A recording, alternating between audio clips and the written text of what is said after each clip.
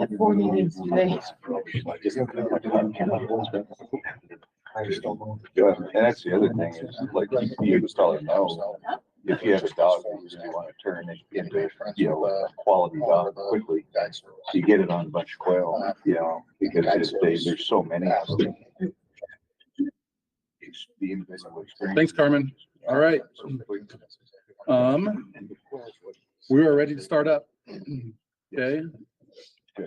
We're streaming live now, so. So Steve, behave yourself. Okay. All right. We're going to jump into Southeast Region projects.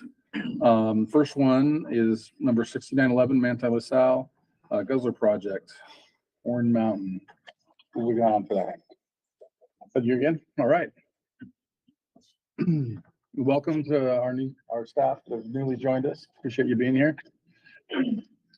All right. Hey, Drew Crane, wildlife biologist, Ephraim on the Manti LaSalle. I'm out of Ephraim.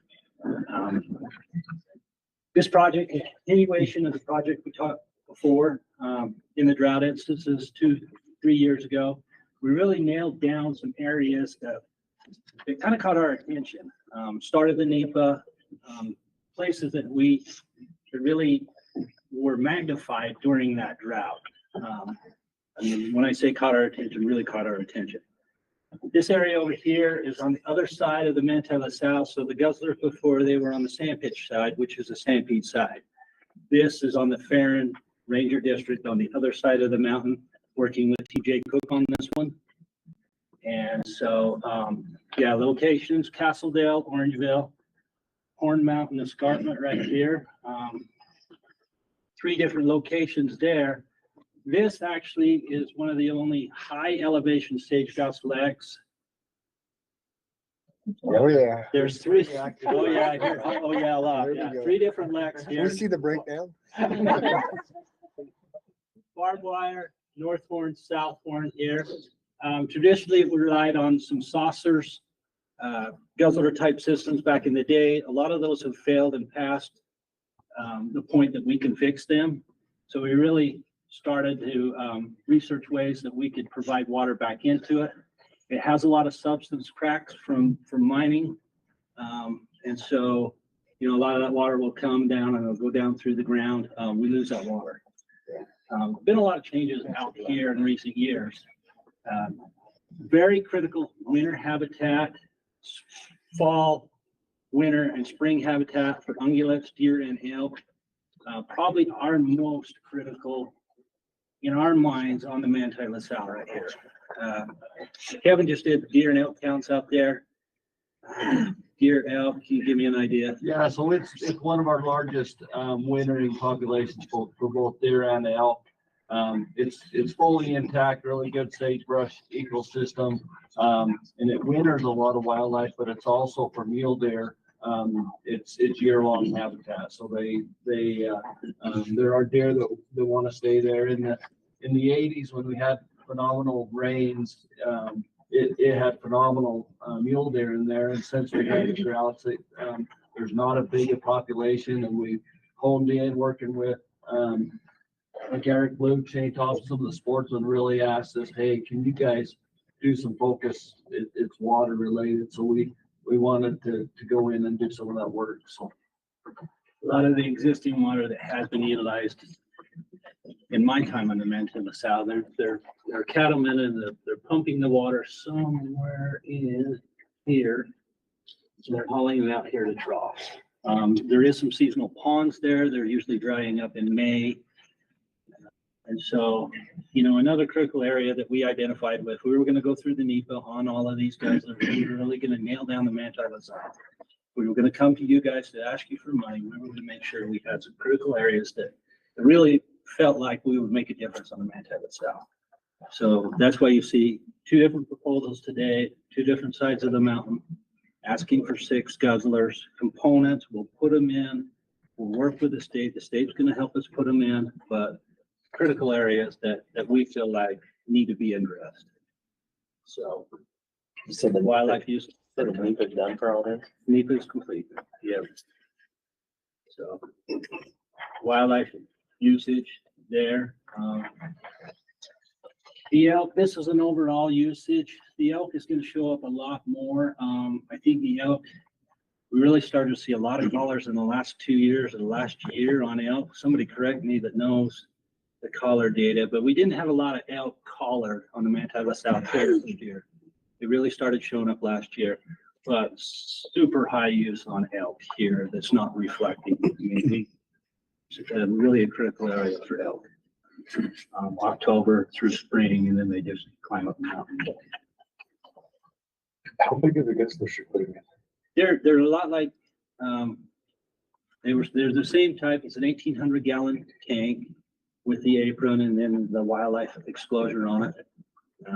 We'd like to go bigger, but we can't. So an 1,800 gallon tank. Well, that's what I was wondering with all the elk. They're Yeah, gonna drain those. So just water rights, start getting water rights issues and rain collection certificates. So is what we're going with. We're hoping, we've seen good results that they don't drain them, that we can maintain them. And we can have enough water to sustain through the year, especially if we have 2 or 3 in proximity, meaning a mile apart. I come from the Powell Ranger District. He does guzzlers down there a lot. So a lot of experience on seeing that. I was just gonna add, I think a lot of the elk use that occurs here is winter when they're relying less on water, and so the mule deer are probably there more year round, so Yeah. it's just a use thing. That's exactly what I was gonna say. But what sparked it is, if you remember the winter of 21, not a lot of snow there, and then come down, there wasn't a lot there. And so they really had to, it magnified again, the drought conditions. It magnified the alarm to start these guzzlers, start to get them going. So we don't run into that again. I don't think anybody wants to see what happened that year, on our wildlife again. So. Cool. Any questions on this one? Is there anything else, Kevin, that you would add? I think I would just add one more thing. You can see it's right on that bench before it drops down into the towns there, and there's a lot of agriculture there. And so if there's some water in the spring as they're transitioning, hopefully that'll help pull one of those ag fields a little bit if they have some water as they're transitioning up.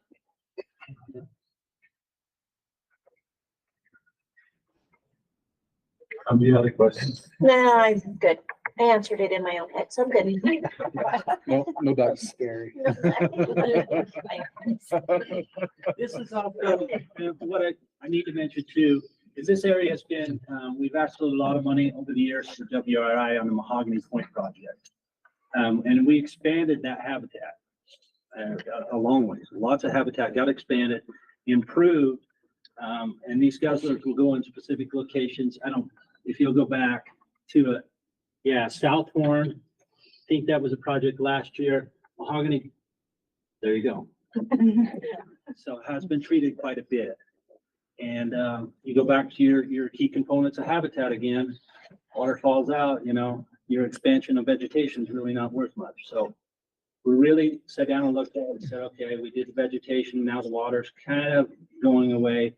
Let's get on the water and let's make this habitat, let's finish this habitat off. So the only question I have is, that's a big area. It is. Is this a start or is this the finish? Like, This is the finish on Horn. so just talking 2 guzzlers, will we evaluate use and possibly add more? 1, 2, 3. So you've got South Farm barbed wire, Sure. and then you've got North Horn. So the cap, and then a lot of that transition area happens in this world for the wildlife. And the transition out this way, there's the lake over there, but what we're trying to do is really target kind of the rim country. Yeah. Where they thermal cover, where they use those areas right But I'll there. add that, as we put these in, we easily, now the way we did the programmatic meet, we can add. You could So- expand it. Yeah. And I guess that's my real question is we evaluate use and say, all right. Yeah. We do have more elk than we thought. They are going dry. We can add a few more. Yeah, that's what sparked this whole thing is Okay. the programmatic. We have 12 on the docket right now. Today, the first 6 is what we asked for. There's still quite a few more guzzlers to be. Most of them are on the sand pitch, one's on the Order Mountain. So Don't you have a couple other guzzlers up there, Kevin? Yeah, we had all the old saucer guzzlers, and most of them are in pretty bad repair. So a lot of this is replacing those and getting some good getting a new system, bigger system. I guess I was just remembering, it seemed like we put in some big boss tank ones up there. So they, Like those 10 or are 15 years farther ago. south above the town of Oh, Eddington. okay. Yeah. Question, just with having the adjacent projects on there. Looks like the current project has 3 guzzlers in really relatively the same locations. Are there really guzzlers going in this phase, in the current phase of the project? So the ones that are showing were old saucer gobblers that aren't in use. So we're, with the water rights issue, we're able to put them in that same place and still use those old water rights. Okay, so there's 3 going in this year and then you're proposing 3 more. Is this the blue Yeah. project? So this was part of a project last year we submitted for. We didn't get funding for those blue dots. Oh, okay. So we are doing the vegetation treating. The guzzlers were not funded on that. That should be called South Horn. Yeah, it's WRI, called South West Horn. Emory. West County. Emory, yeah. So the guzzlers they were on the map, but they weren't funded. Okay, cool. All right. That's why we kept moving. All right. Any other questions on this one? Motion. We'll make a motion to pass it. Okay. Okay, we have a motion from Steve and a second from Angie. All in favor, say aye. Aye. Any opposed, say no. All right, motion carries. Thank you. Thank you, Drew. Again, thanks again for coming and being with us and the partnership there. So, yep. Okay, Southeast Region WA management budget, 6 to 8/12.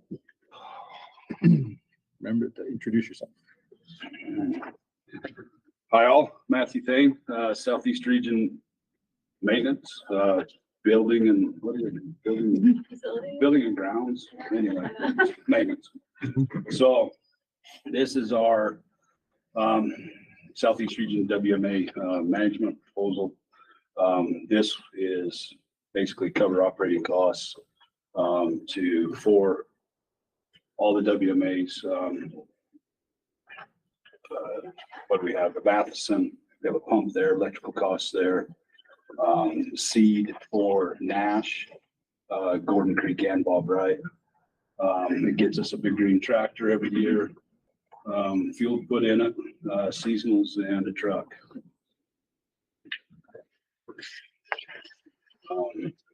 There's a few pictures. If you guys want to see pictures, there's a video, timeline video I put together if you guys want to watch that.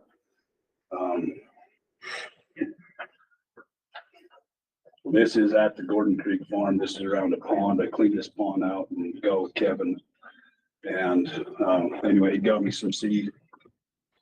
So lower fields, upper fields before. I just had to speed this all up. But so this is a camera that Daniel let me put in back in 2015.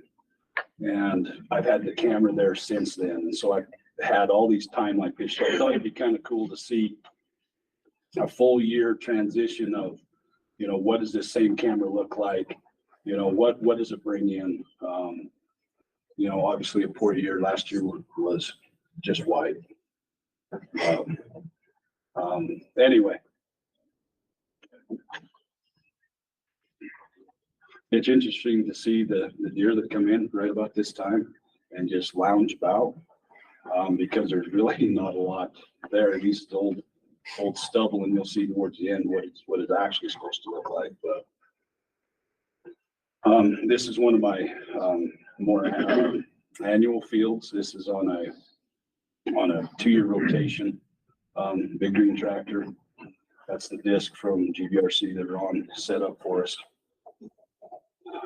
So anyway, 2-year rotation. That way I can leave. I've always got a field in production. If this one's in, another one's out, and vice versa. So, but it's interesting to see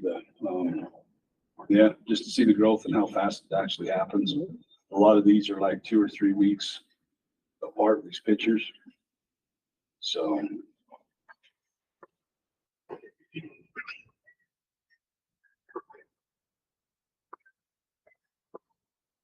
Oh, and I probably ought to add, you know, I mean, it's for seasonals. I mean, I shouldn't even put that there. Bird hunters, this kid right here, he's there almost every day. Not any kind of bird he can get his hands on, so. What are you carrying in there for subboard gills? Whatever we can put in there, usually chuckers and heaven. Doves will come in. But yeah, You still have. Is it a put and take site? It yeah, is. more or less. We like to think stuff winter's over, but No. for a while, there's a couple roosters up there still. It's interesting to watch him eat and watch him target just those, like that big sorghum right there.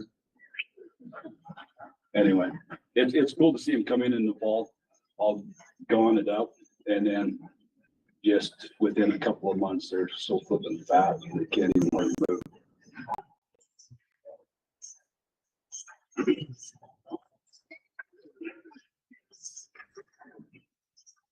Kobe's liking that video.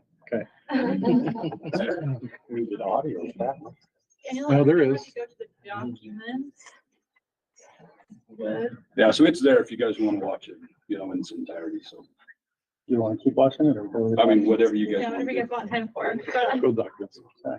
We got to keep moving.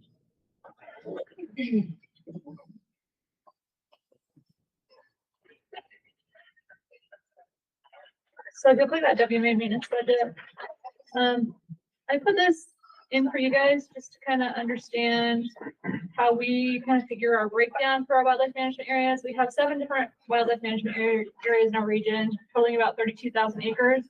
A lot of our time is spent at Gordon Creek Wildlife Management Area just because that's where we have a lot of active farming and irrigation. So this is just kind of to help you guys show like what our costs are, which WMAs they go to, and kind of a breakdown of what I think those WMAs provide the most benefit for, whether it's big game, little game, non-game fish, non-game wildlife, waterfowl, or sport fish. So if you want to look kind of at the detailed budget of how that's kind of broken out roughly by WMA and why we do the breakdown, that can help there. That explains one of the questions. The question I wrote down is it's a really weird breakout, percentage wise and stuff. That's okay. That answers the question. It's not then. perfect. It's just, Oh, that's no, kind of a rough But guess. it's a reason why. Yeah. And that, okay. And I will point out, if I wrote it down correctly, you guys are asking for the exact same dollar amount you did last year. So that's fantastic.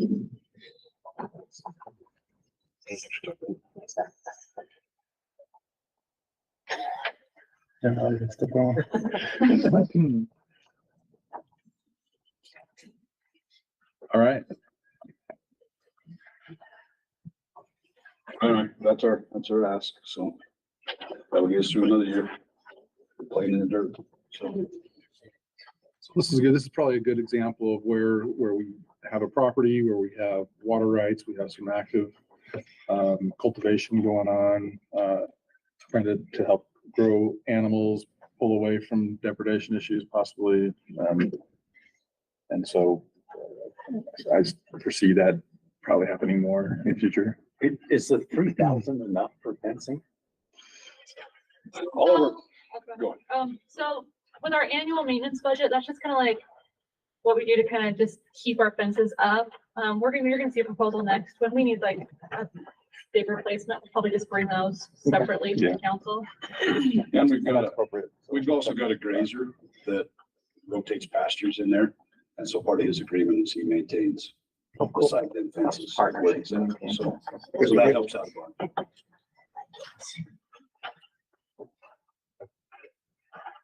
Great. Any questions about this one? I'll propose that we accept it for consideration. Okay, we'll second it. All right. I have a motion from Randy, a second from Covey. All in favor, say aye. Aye. Any opposed, say no. All right, motion Did you have carries. fish on that by chance? Fish on what? On that 40 Creek one? I don't remember if I had. fish I'll have on to Gordon look. Creek. Anyway, we got with Calvin this year. He had some extra fish and they threw him in Gordon Creek there and they're big. Anyway, So we can add some fish money in there. Oh, yeah. yeah. It looked like there was 8% of that was fish. Is there? I was wondering about that. So our big fish, Gordon Creek has sport fish, Lower Fish Creek is a blue ribbon fishery, so we have a lot of predator trout, brown trout in Lower Fish Creek. And then we do have a lot of non-game fish, and I know maybe that hasn't been explained yet, kind of how sometimes Habitat Council covers a little bit of our non-game stuff, but kind of the 3 species, flannelmouth, bluehead, what is it, Roundtail. Yeah, Ramtail chub are 3 species. We have properties that are specific for those, and then on the Matheson Wetland Preserve, we put a lot of infrastructure into a racetrack sucker nursery.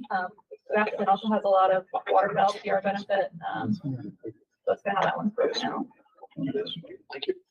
Yeah. On this. All right.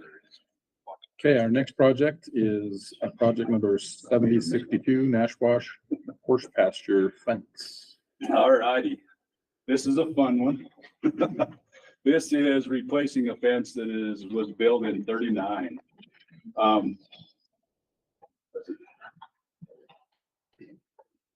Anyway, so, we have, oh, maybe it's not gonna let you. Okay, so this fence, this is the east side on the horse pasture. This fence was built in 39 and it is in poor repair. So the cedar posts are still there, but the wire is still there, kind of, but it's in bad shape. So we're going to replace almost 12,000 feet. And then on the west side, it's wildlife friendly, but it's like yay tall and the cows are over. So we need to raise that up a little bit. So on the west side, so we're trying to keep the trespass cows out of there. And so we've asked for a cattle guard. And some of the images. So anyway, we've asked for a cattle guard because we need to actually move a cattle guard because they keep getting washed out. This one in particular needs to be moved. Water washes it down, fills it up, the cows walk across. So we need to move that up on the hill. But anyway, it's last year, I think I counted close to 90 head in there. Right after I just put in, I got with Kevin again at GBRC. We put in a bunch of seed. We had a hell of a water year. Perfect time to start putting in some crops, right? Now, anyway, they came in, mowed everything down. We did get some after they left. We still had water, able to get some coming up. So we're good again, but the cows are right back in. I had a guy text me actually yesterday that the cows are back in there. So anyway, when they're walking through the old fence or over the cattle guards, we got with the county. They got a couple of them clean, but they didn't get one clean last fall. We were going to go in with our mini, but we're worried with the ground being frozen. We're going to tear up more cleaning it rather than just digging the dirt out, where it's going to come up in chunks and we're actually going to tear up more of the cattle guard. So I told Daniel to mute this because I'm probably very pissed and bitching right now.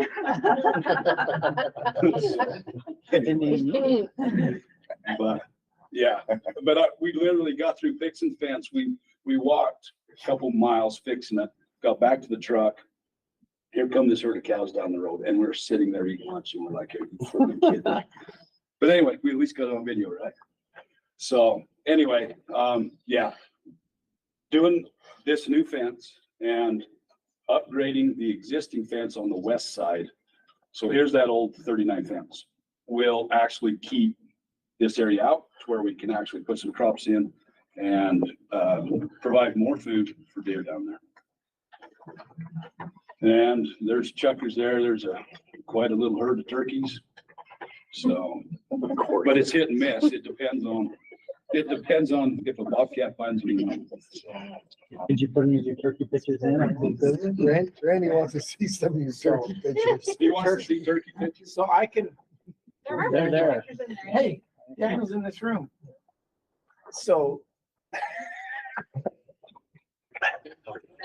Did you just call him a turkey? Yeah. Did you just call him a turkey? Well, no, Okay. just trying to decide if I want to tell this story. I can verify that there are turkeys there. That's what I'm gonna say. Oh, I have no doubt that one at some point in time has walked across every square foot. There's actually a lot of. There are a lot of turkeys there. That's one of our better WMAs for turkeys, legitimately. Nashwash runs right through there, so it's kind of riparian habitat. One thing I was gonna mention, there is BLM partner funds on this. A lot of what we're fencing is on BLM property, but in an agreement in 1991 as part of the Bigger Footprints Initiative, which a lot of sportsmen's groups we're involved with and our agency. The BLM actually retired a portion of the Cisco allotment, and so we are required to pay that fence to keep wildlife or to keep livestock out. And so it's actually protecting more than just our wildlife management area, but a bigger portion of the BLM allotment.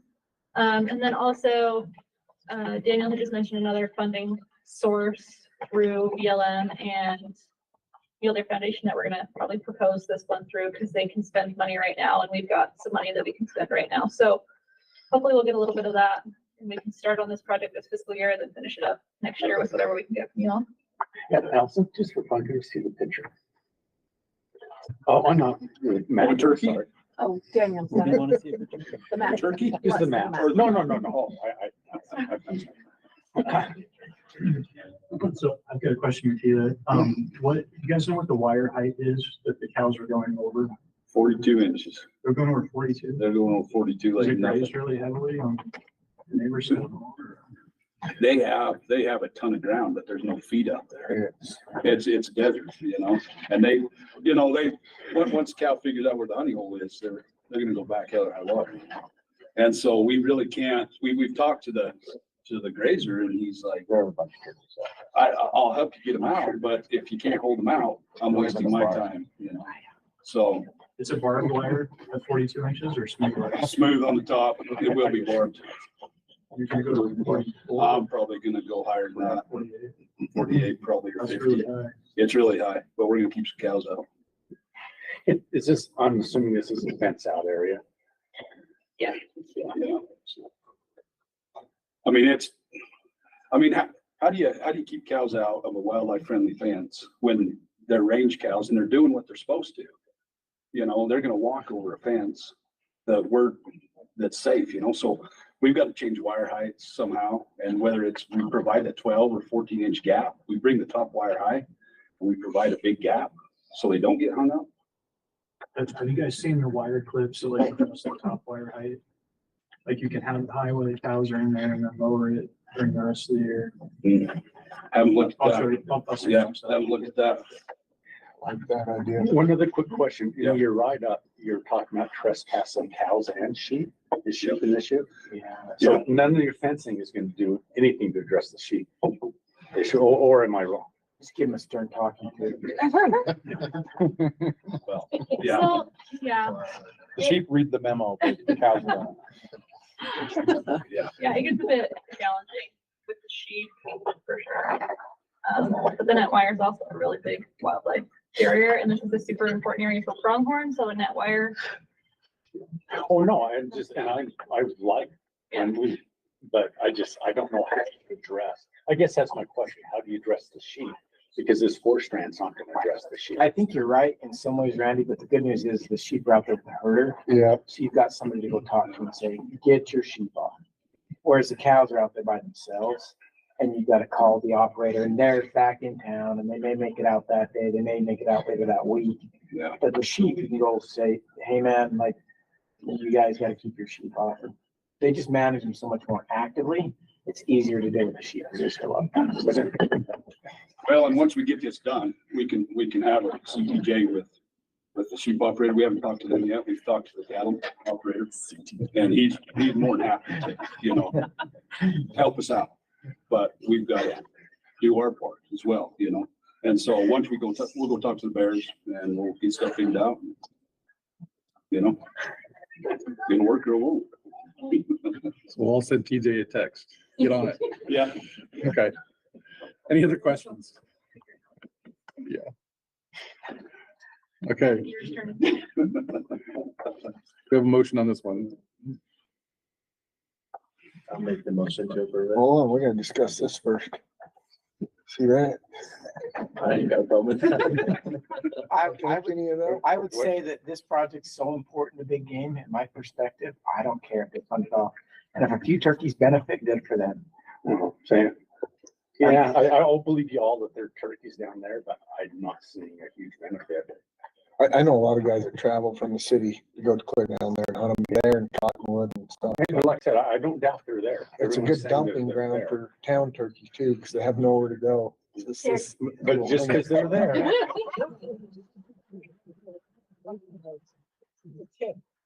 Now, in my defense, every freaking project that comes through, there's turkeys, and we found out today there's quail.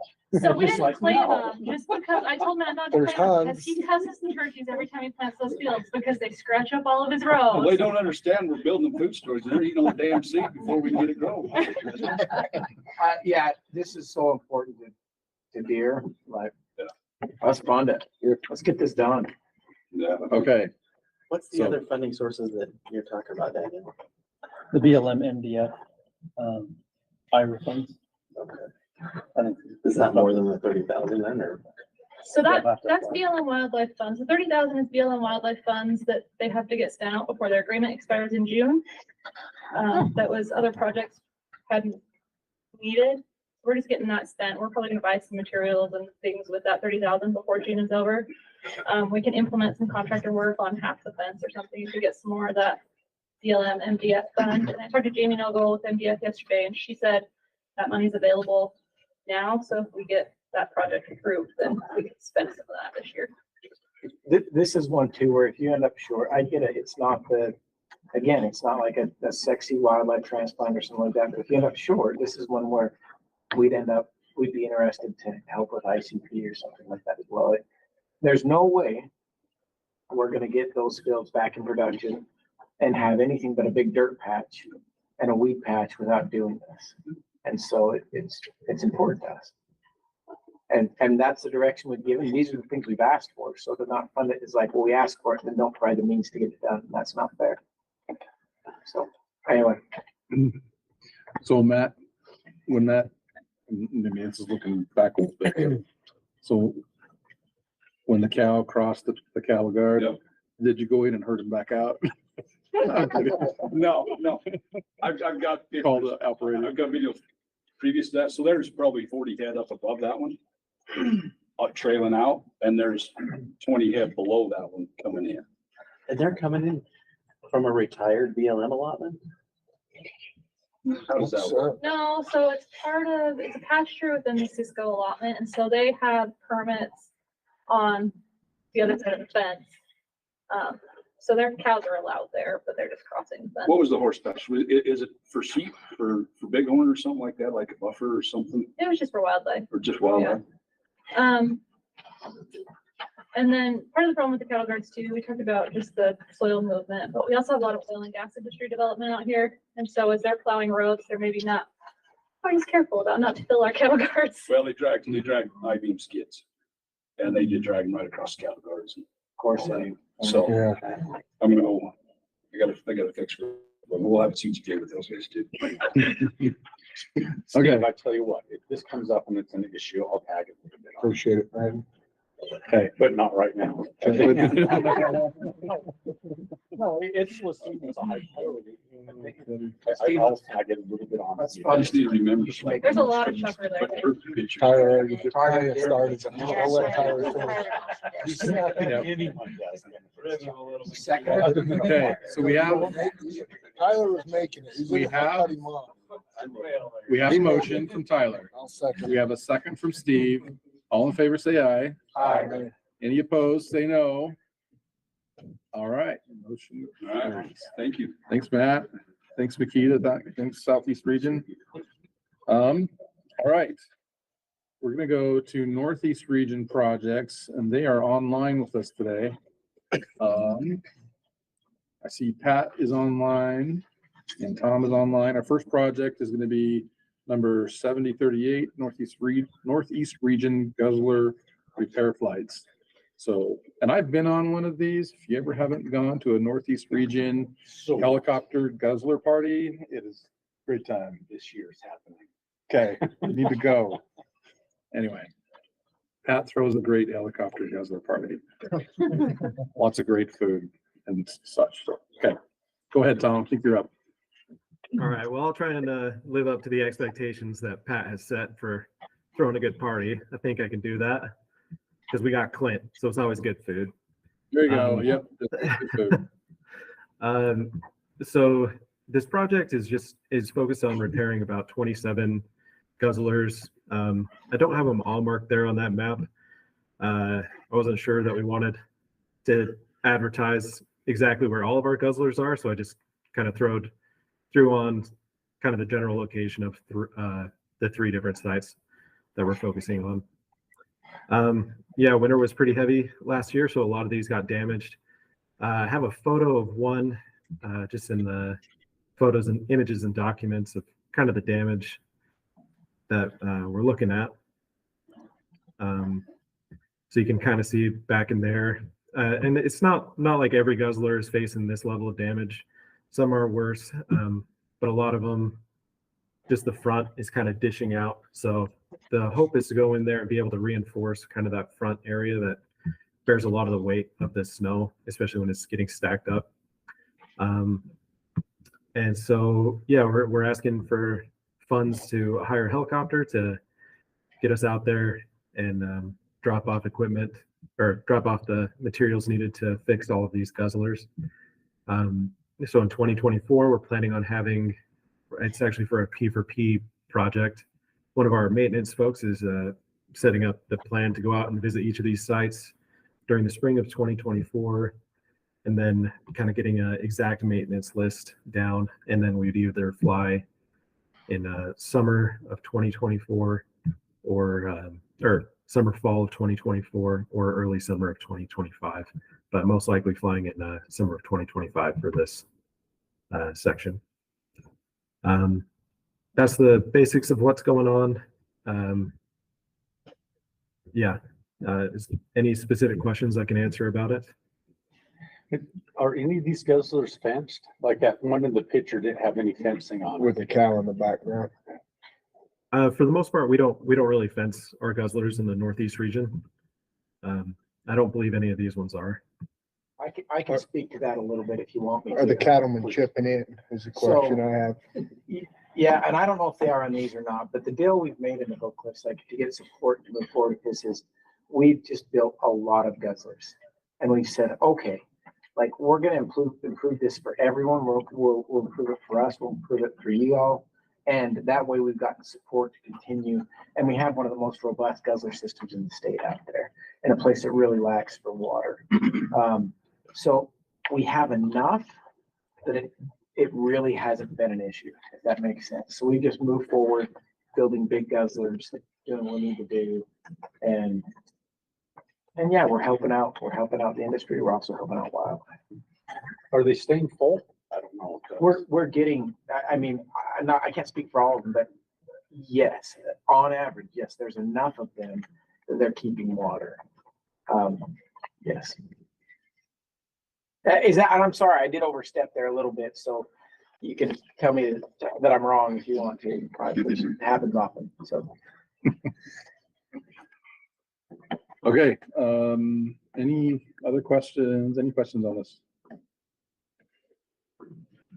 We'll hear about lots of guzzler projects, especially this year, a lot of damage from last year's winter.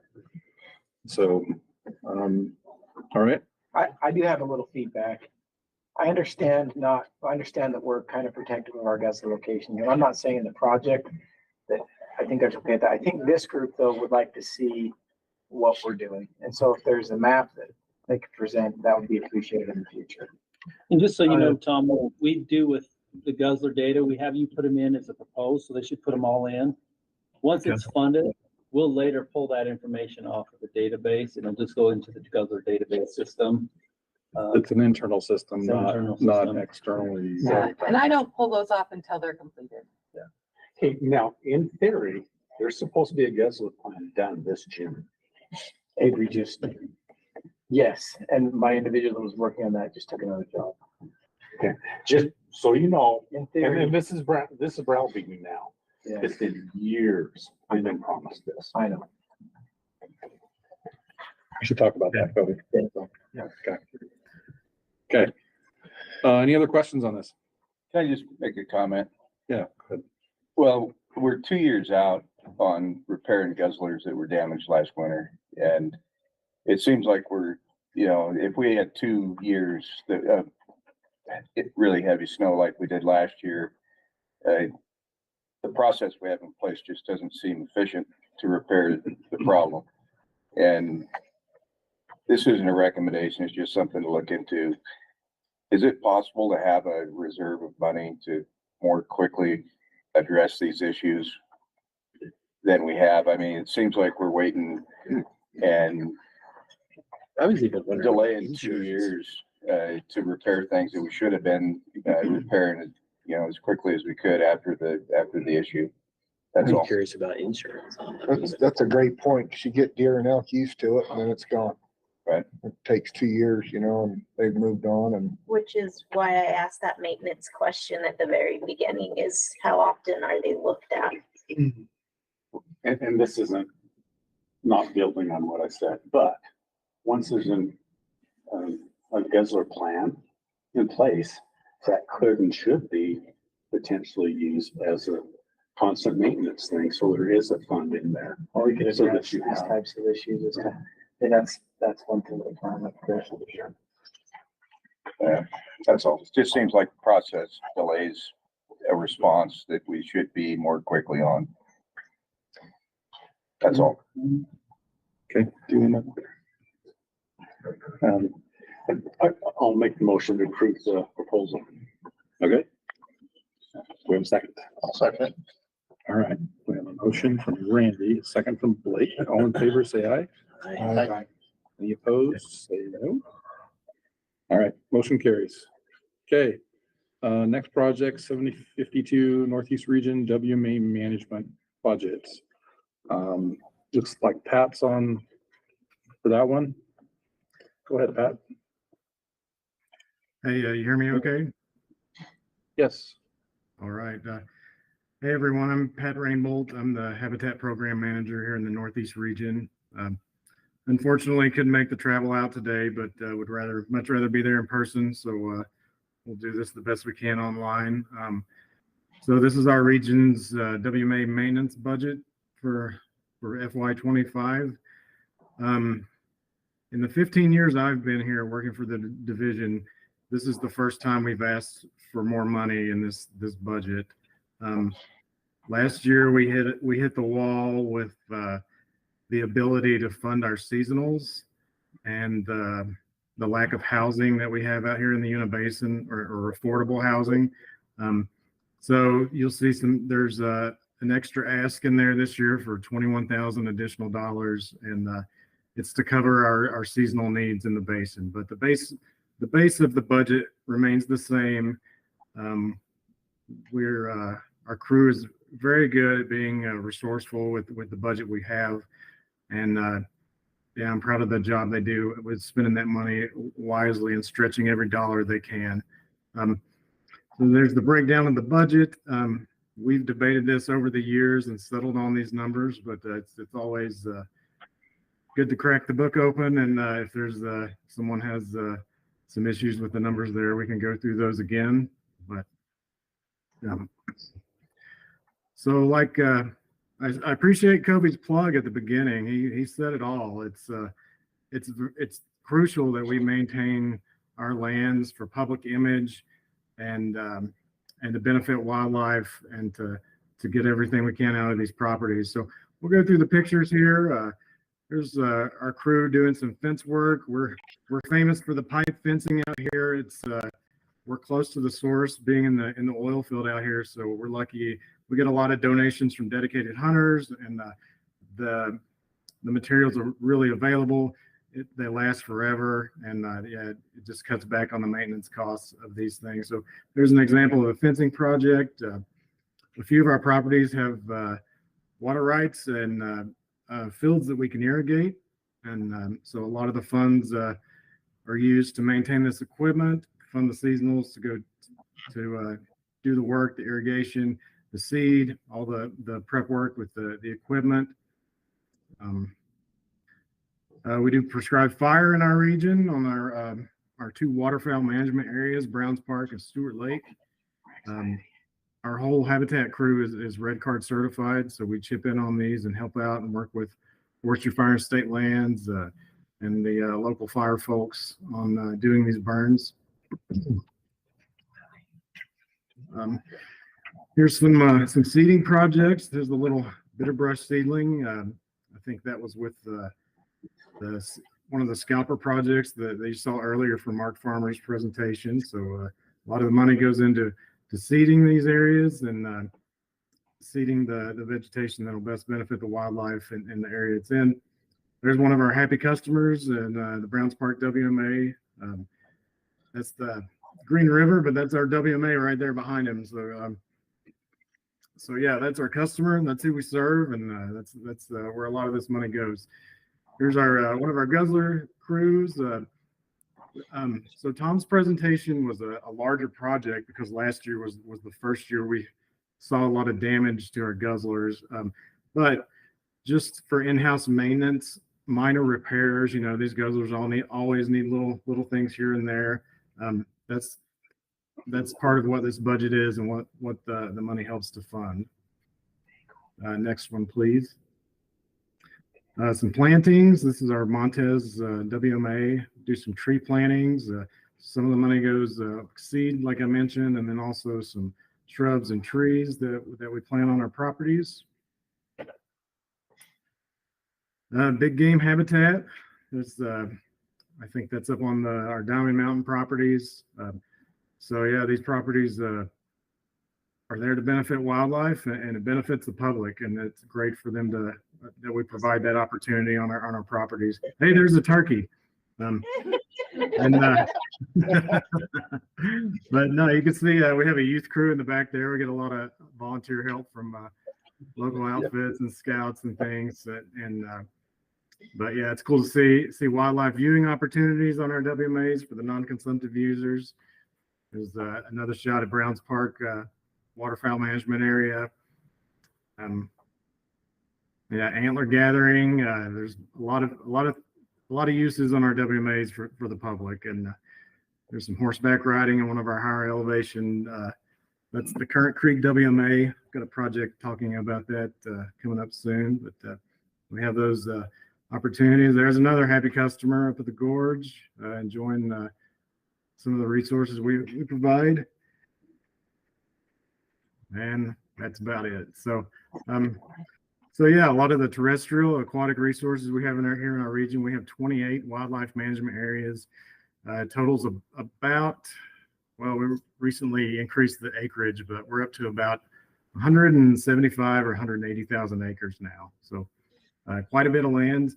We are about to absorb some more CUP acreage, almost 20,000 additional acres, but I didn't increase the budget to this year. I think we're going to see how far that we can stretch the money this year, but I'm confident we can stay within the budget for materials and supplies and be able to work on those extra properties.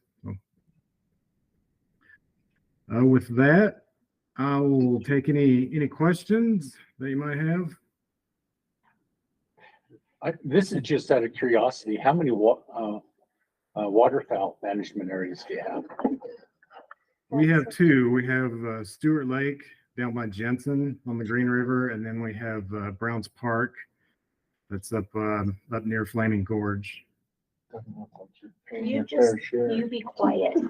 Well, I'm thinking those are separate. I think they asked her, the Browns Park? Does it gets its own budget in the wildlife section. I'm not afraid of you, dude. No, that's right. But a few of our properties have reservoirs on them, and we do get waterfowl use on some of the wildlife management areas. But yeah, that's right. Browns Park does have its own budget because it's just such a big place. PR. Yeah, that's true.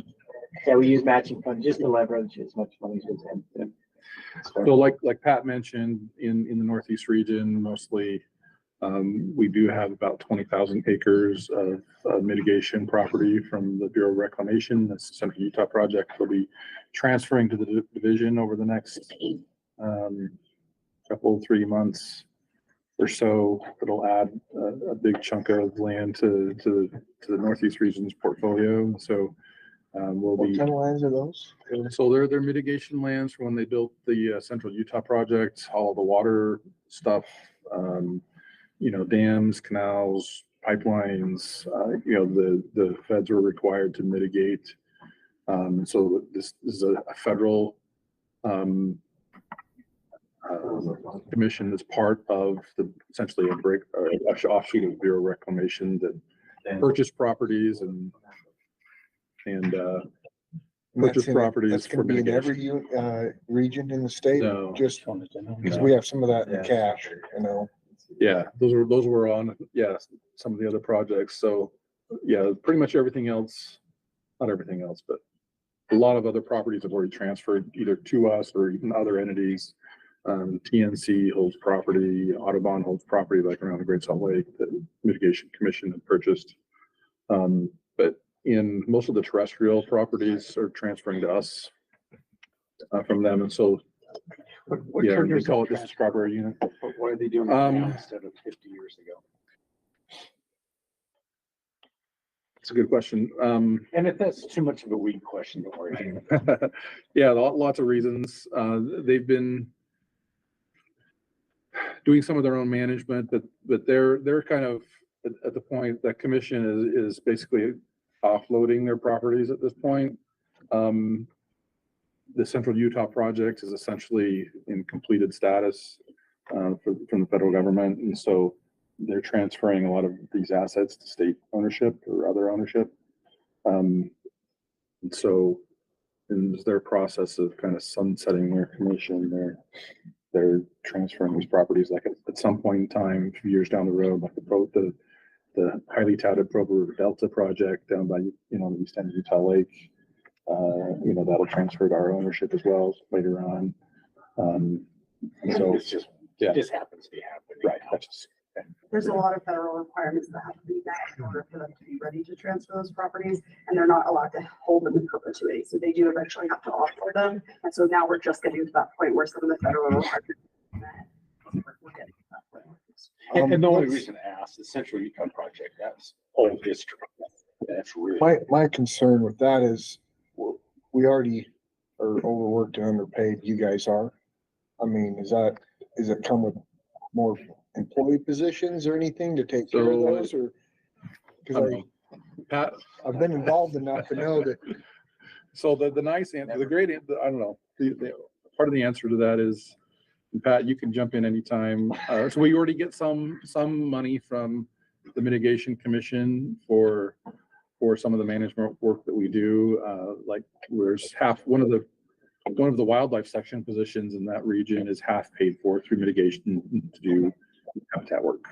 And then at some point though, they essentially, when the Mitigation Commission goes away, all of their support goes away. So we're on the hook for all of that at some point. So we've had lots of discussions about this internally and are planning to figure out how to bolster our ability to manage those properties in the region. So, but I will throw in more land is good. There's Sure. challenges with it. There's challenges. Unless you're managing it subpar because you don't have the manpower, I'd rather not have it and have, the other WMAs look awesome than have them all. Yep. So, Steve, thank you for bringing that up.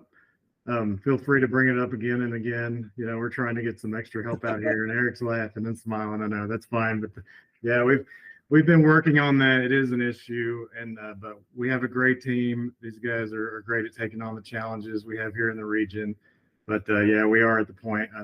I sure could use an assistant out here. So yeah. Well, and I'll just say the Mitigation Commission has been a great partner on lots of things and spent a lot of money with us. Like I say, they're already funding, some position money, and we're trying to figure out how to move ahead with the land and stuff. And so sounds good. That's for more money from them too. That's part of the process too. So, all right. Any other questions about the WMA management budget items? Okay, we have a motion on this one. Okay, we have a motion. Second. All right, second from Coley. All in favor, say aye. Aye. Any opposed, say no. Okay, motion carries. Thanks, All right. Eric. Yep, our next project is 7057 Rabbit Gulch WMA fencing. Is that you as well, Pat? It is.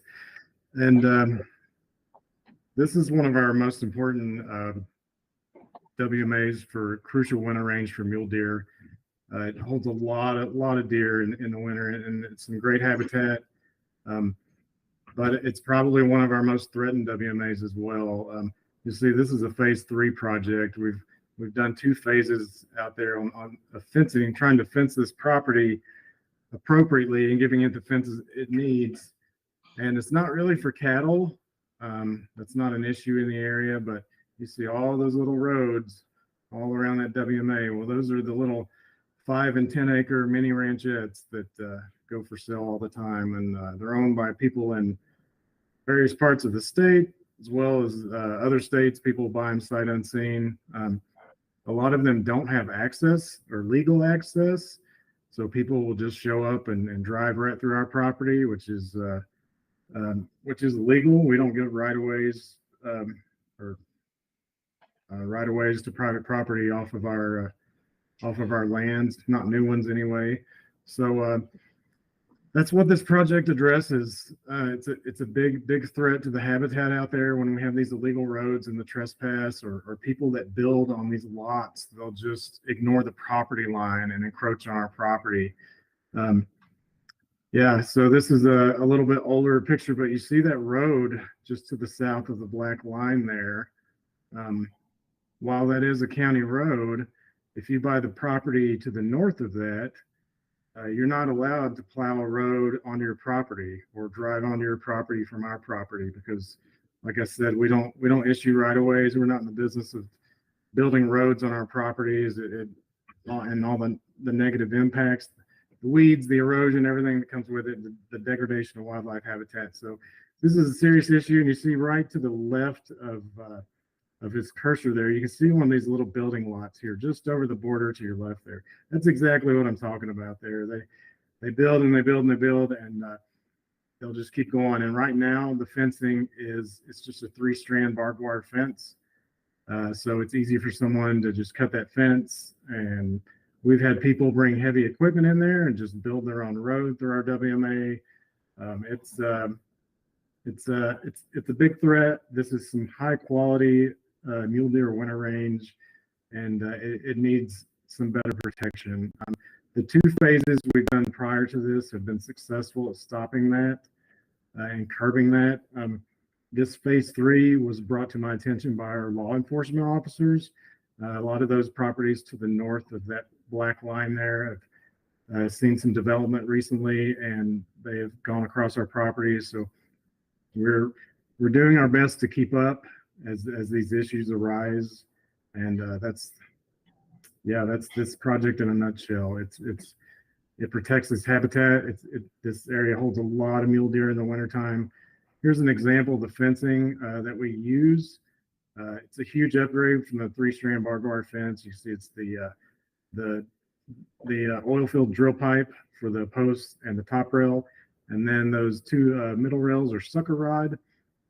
We weld those through the clips there, and this is about as beefy as a fence as you can build. But I will say, someone actually took a cutting torch out there to one of these sections last year and cut a big path through it. So it's not completely vandalism proof, but it is the best we can do. It stops 99.9% of the people. So the expense on this has gone up like everything else through the years. We will have it surveyed by the county surveyor like we did in the previous 2 phases. And then the construction of 3,600 feet of fencing. That includes the removal of the old fence as well by the contractor. That's been coming in at about $20 a foot. I know that's pricey for fencing, but this is a long-term investment. This fence will be there long after probably all of us retire. And it's a good solid investment in our properties and protecting that crucial winter range for mule deer. Yeah, I'll second that of saying this is a critical property, and we are facing continual encroachments from neighbors developing or trying to develop across us without seeking permission, which we tell them no anyway, because that's we're not in the business of providing access like that. And so it's tough and, but yeah, I highly support this project.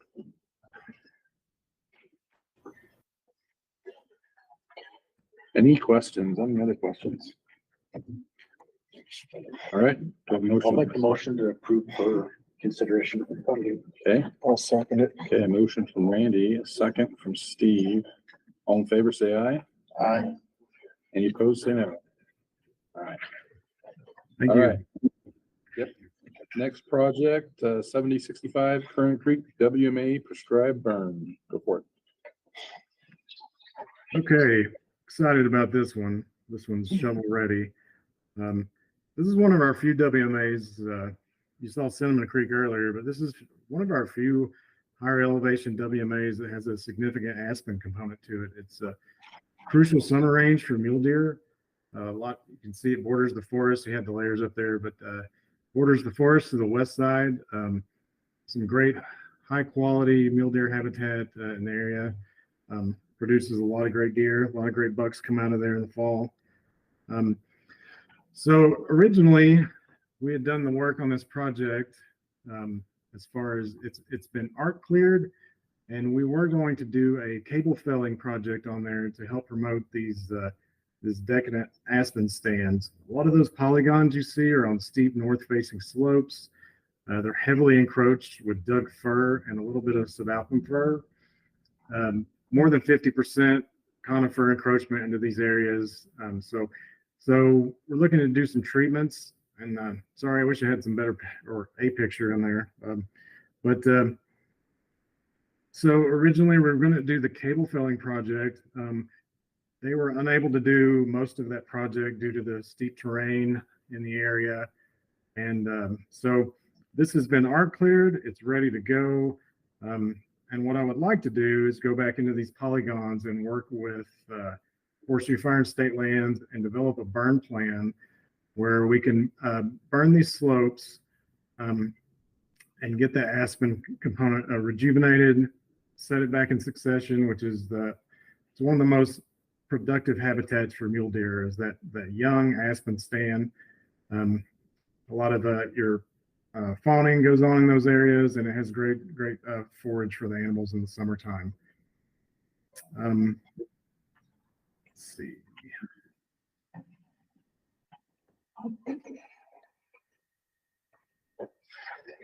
I think I saw a turkey in there once. But no, this is a great WMA. It's a gem of a property for the DWR to have.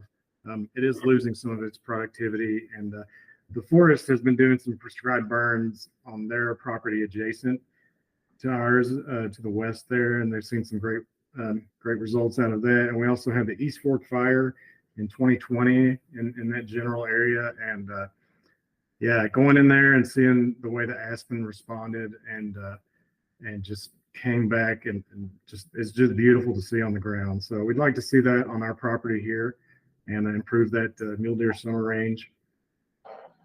And with that, I'll take any questions or discussion. Well, that's a relatively small project, about 825 acres, right? Yes. Yes. I'll admit, and I'm a little naive, I'm surprised you're doing it for that price. Is that price pretty normal, or is that pretty cheap? Generally prescribed fires are inexpensive, and that's what makes them such a great project.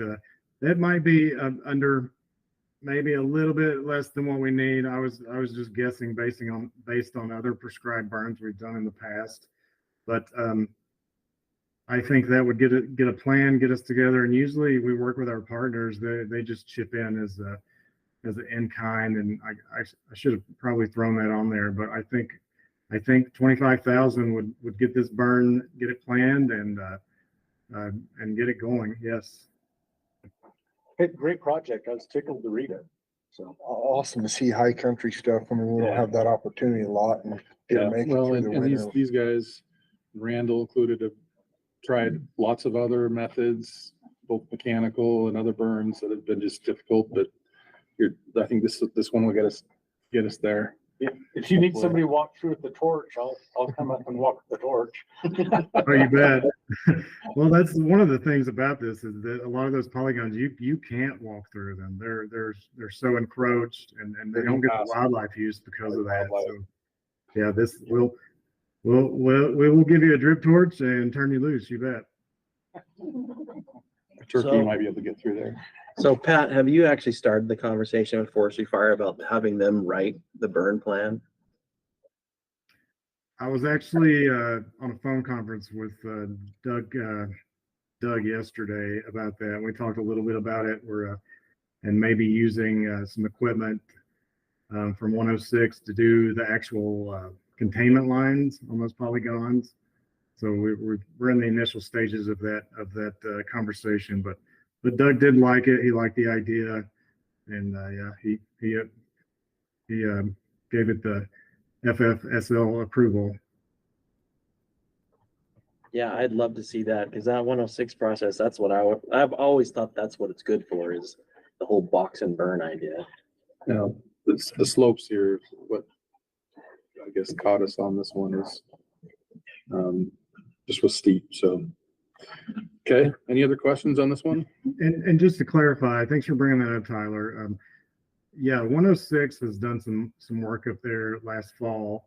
They weren't able to do it all, but they were on the call yesterday. We were discussing this project, and they were really excited because I think this is the type project that they want to do and to use their equipment for. And they have great equipment that would be great at cutting these fire lines. So the prep on this, it's already funded, and we already have money in a budget to have 106 do the prep on these lines and cut the perimeter for these polygons. Who or what is 106? 106 Reforestation is just a contracting company.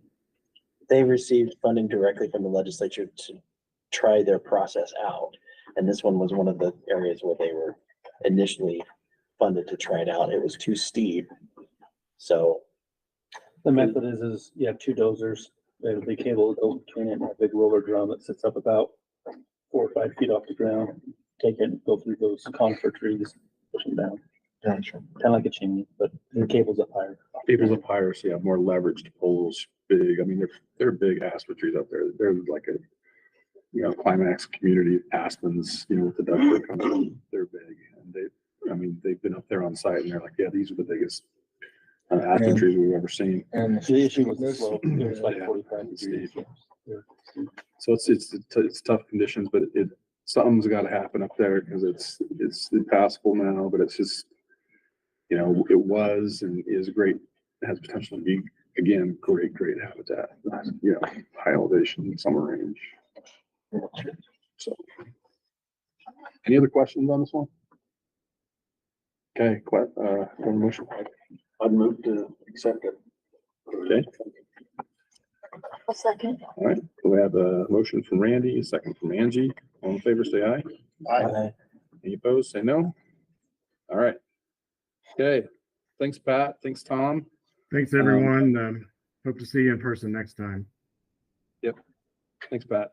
So that's what we have for our Northeast region projects for this time around. We're going to move to Southern region projects. We've got some of our staff here from our Southern region to present to us.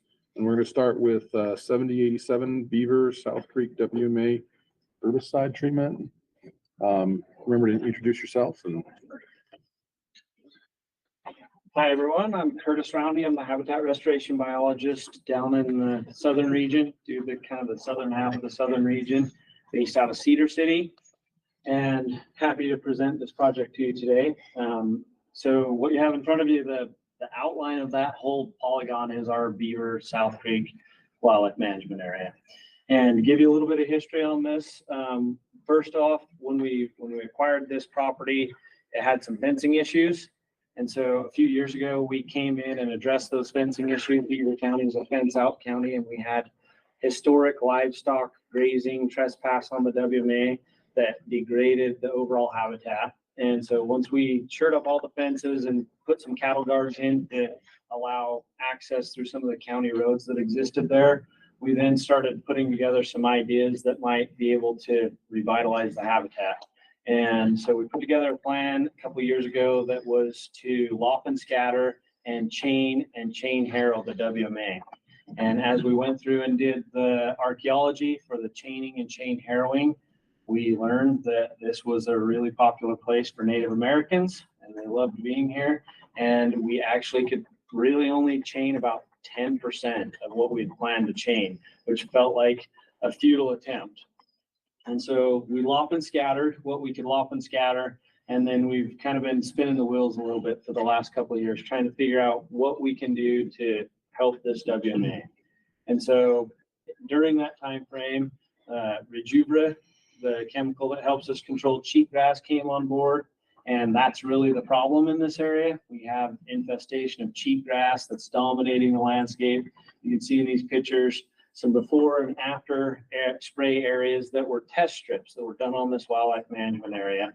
And the results were very positive in these test strips. And so for that reason, we decided to put this project together and it's before you today. And a couple of things that we learned with these test strips is, first of all, Rejubra works really well where there aren't trees. Where there are trees, it was effective, but less effective. And so the plan, you see two separate polygons in the treatment area. Open areas were planned for Rejubra application at the label rate. And then the tree canopy areas were planned with a tank mix of plateau and Rejubra. So the plateau would hopefully have a little bit of a foliar effect as well as chemical on the ground, and then give twice the amount of herbicide there to try and have the effect. But under the canopy where it was sprayed during our test strips, the effects were less than what we were hoping for. And so for that reason, we're looking to combine those two chemicals and hopefully get the additive effect there to remove that cheatgrass. And we saw a really positive response from the understory. There is a healthy plant community that exists there. And we're just looking to release those components and allow for this WMA to come back into a functioning WMA that has a palatable species for the wildlife to use it. So mostly mule deer wintering here and elk wintering here. There are some turkeys that live there to keep with the trend of the day. And so we've claimed some benefit there. And it is within the sage grouse PHMA in the area. It's historic sage grouse use, but when we started collaring sage grouse, we did see some sage grouse that came through this WMA and up onto the top of the Beaver Mountain and the Tusher Mountains and then back down through. So it's not that they live there all the time, but they do come back and forth through there from time to time. And so for that reason, we're calling out sage grouse on the list too. But I would say it's marginally used by sage grouse and heavily used in the wintertime and springtime by turkeys. And then they move up the drainages up onto the Beaver Mountain after that. So there's some turkey hunting that goes on there. And I think it holds some turkeys out of the ag fields when the wintertime gets really harsh. So that's the project. And I think we're asking for 15,000 from Habitat Council and primarily put big game as the ask there because that's the real benefiting factor to treating this WMA. Primary or 100%? This one, I think that got changed. We wanted to ship it. I did change it. Okay. Yeah, What do you want? Do you want to go back to 90-10? yeah, I would say 10. Thanks, Randy. Yeah. And yeah, remember that. I think it's reasonable, but I'll call it out. It was worth keeping my mouth shut on the last two. Appreciate that. And that's what we're trying to do. We're trying to do something for a heavily degraded wildlife management area that I think has potential above what we've got right now. So It's cool to see that spray's working too. I was excited what you guys were doing last year, the test strips and stuff. So that's awesome. We did a major project on our Parowan Front wildlife management area this last year that sprayed kind of the BLM and our WMAs in conjunction with each other. During that, we treated the bull hog area. And so I think we've seen enough positive things come from it that we're now willing to take it to a larger scale and say, we're going to go after this cheatgrass problem and see what we can do to manage it and It's so effective. The thing why we do test strips is to make sure that there's residual positive, good vegetation there. Cause if there's nothing there, then you're gonna have a dust bowl. So it's really effective. But you can't seed into it. So once you got the dust bowl, you have to wait. Yes, 5 to 7 years before you can seed. And so we needed to know that there was a plant community that existed if we sprayed. And so that was what the testing proved for us. And now we're ready to go all out on it. Why doesn't it work under the trees, do you think? I think the tree canopy catches the chemical and Rejuvra has to act on the soil. And so if it doesn't get to the soil, it can't act on the plants. And so the inhibiting factors come from its connecting with the soil. So How do you applicate it? Aerially applied, so a helicopter or a fixed wing airplane, depending on topography and whether there's power lines or different things in the way. But this one would probably be a good candidate for fixed wing airplane application. So you might be able to go in like with backpack sprayers and do under the trees on certain spots. Yeah, I Do the think rest that's aerial? a big ask, right? Like backpack sprayers takes a lot of manpower and effort. Currently, that would be an off-label use as well. So it's not allowed to. Oh, use. really? We have to use a boom spray with this chemical at the stage of development it's in, so. Gotcha, interesting. Yeah, so we're trying to do the best we can do with the tools that are in the toolbox, and I think this one proves to be really positive outlook, and so we're gonna take a run at it. Curiosity's sake, you just mentioned it in passing, the earlier chaining attempt wasn't. Yeah. Not really able to do. Yeah, so we did the archaeology and then there were lithic scatter everywhere. And I mean, really, if you took the arc sites out of what we'd planned to treat, the amount of money it would cost to stage there and try to avoid all the archaeology to treat what could be treated was a waste of effort, really. Is it the same with whole hog? It just wouldn't be effective? Yeah, That well, area has just so the same level of archaeology clearance to do a chaining is what's required to Is it? do Okay, a bull hog as well. So any kind of ground disturbing activity has to have the same level of clearance to have that happen. So this is our only option right now. That'd be a shame if it matched drop. Yeah, if it burns, I think it's treated a little differently and the ability to come in and do fire rehab follows a different suite of rules than proactive treatments. And so. Okay, perfect. Thank you. Yeah, and I appreciate the comments about the Rejuvra. We're heavily researching that out of our GBRC center in Ephraim and testing plots all over the place. Yeah, and it acts differently in different places. The pictures in this came from Kevin Gunnell and the GBRC. They were actively involved in the test strips and the monitoring of those test strips and the recommendation of whether or not it was highly likely to be effective going forward. So that's why this is being presented, is all of that kind of a combined. How much of a pucker factor do you have that you're gonna get a death bowl? Yeah, I don't think there's much concern on this one. There is a really good native grass component in there. And so I think we're gonna be successful on this one. Like, Yeah, we're conservative enough that we're. I wouldn't be proposing this scale of an application if I wasn't really highly promising. So. Yep. So, any other questions? Cool. All right. We have a motion. Propose that we accept it for consideration. Okay, got a motion. I'll second it. Okay, we have a second from Blake. All in favor, say aye. Aye. Any opposed, say no. All right, thanks. Motion carries. I will mention Kobe had to step out. He had some other really almost just as important as this stuff to go to. It's really important. So we're excusing him, but that's okay. We still have quorum. We're good. All right, next project, 6986 BLM Color Country Wildlife Guzzler. Okay, that's me again.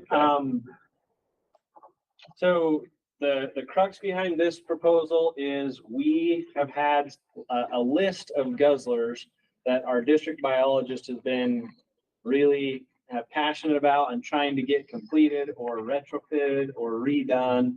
And it feels like over the past 10 to 12 years, the water rights rules have gone back and forth one way or another. And this is a really dry area. It's the Southwest Desert unit and the Beaver unit, but really desert community in all of these guzzler location areas.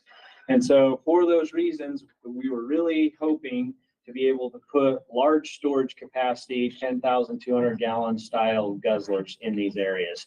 And the past several years, we've made an attempt to make that happen. And the water rights that exist in these drainage basins are completely tied up by private landowners who are not willing in any way, shape, or form to sell any of those water rights to make these guzzlers happen. And so we feel like we're kind of at a point now where we can't do those bigger guzzlers without having the water right, and we don't want to do nothing.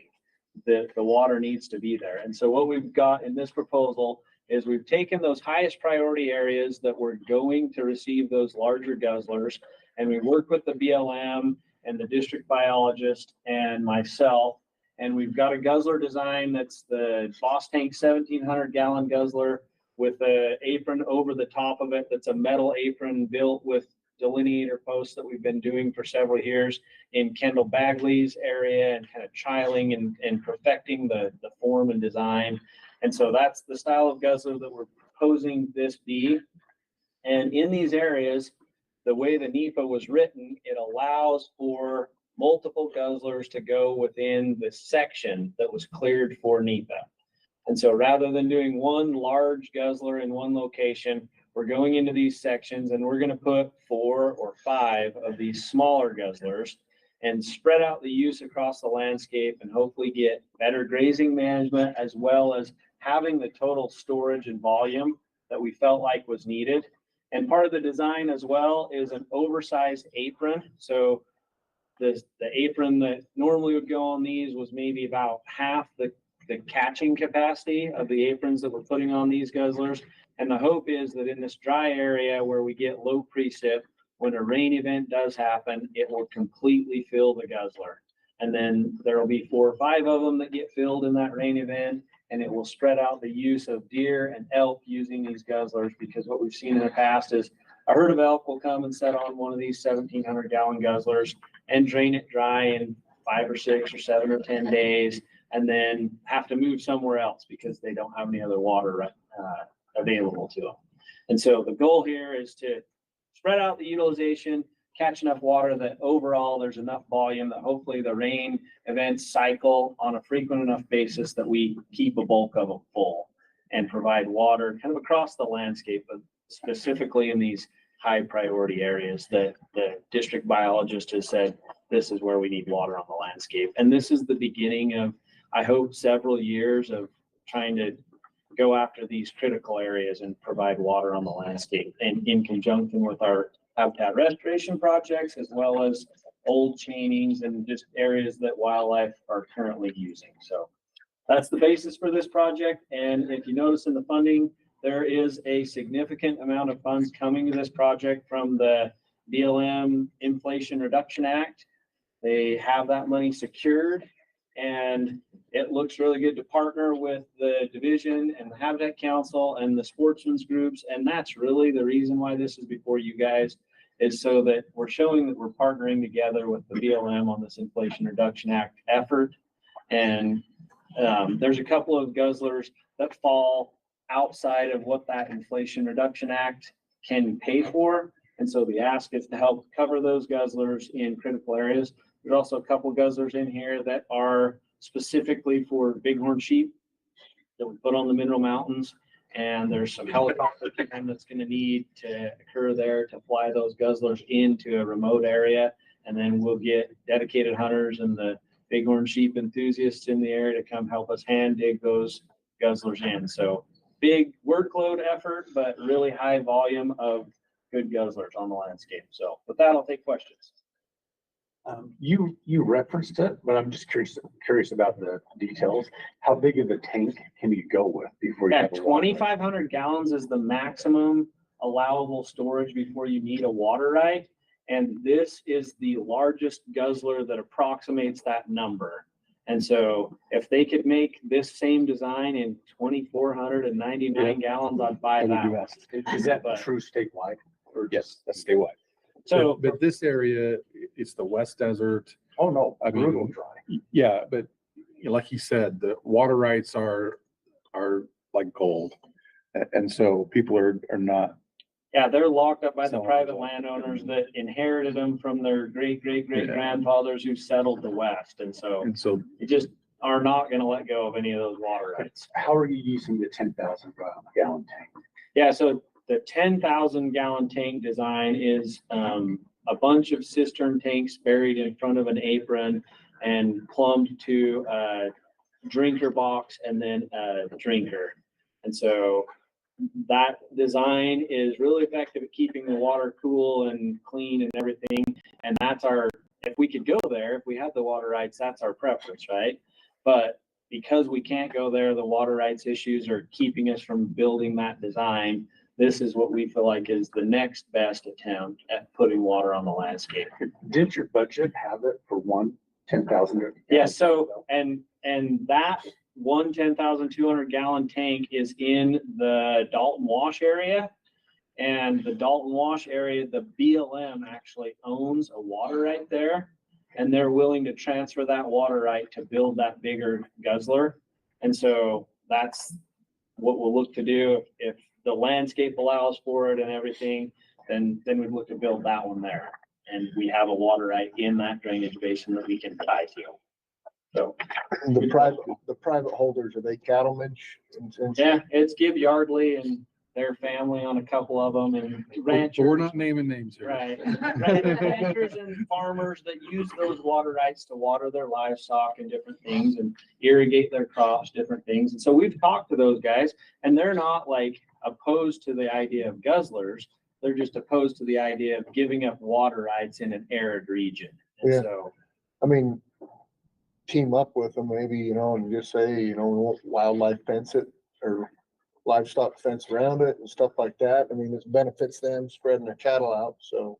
yeah, I think the amount of storage that would be required to allow water to utilize these guzzlers would be significantly more than what the 10,000 gallon capacity would allot for. And so then you'd need much larger tank storage and it changes the whole design of what the guzzlers would be.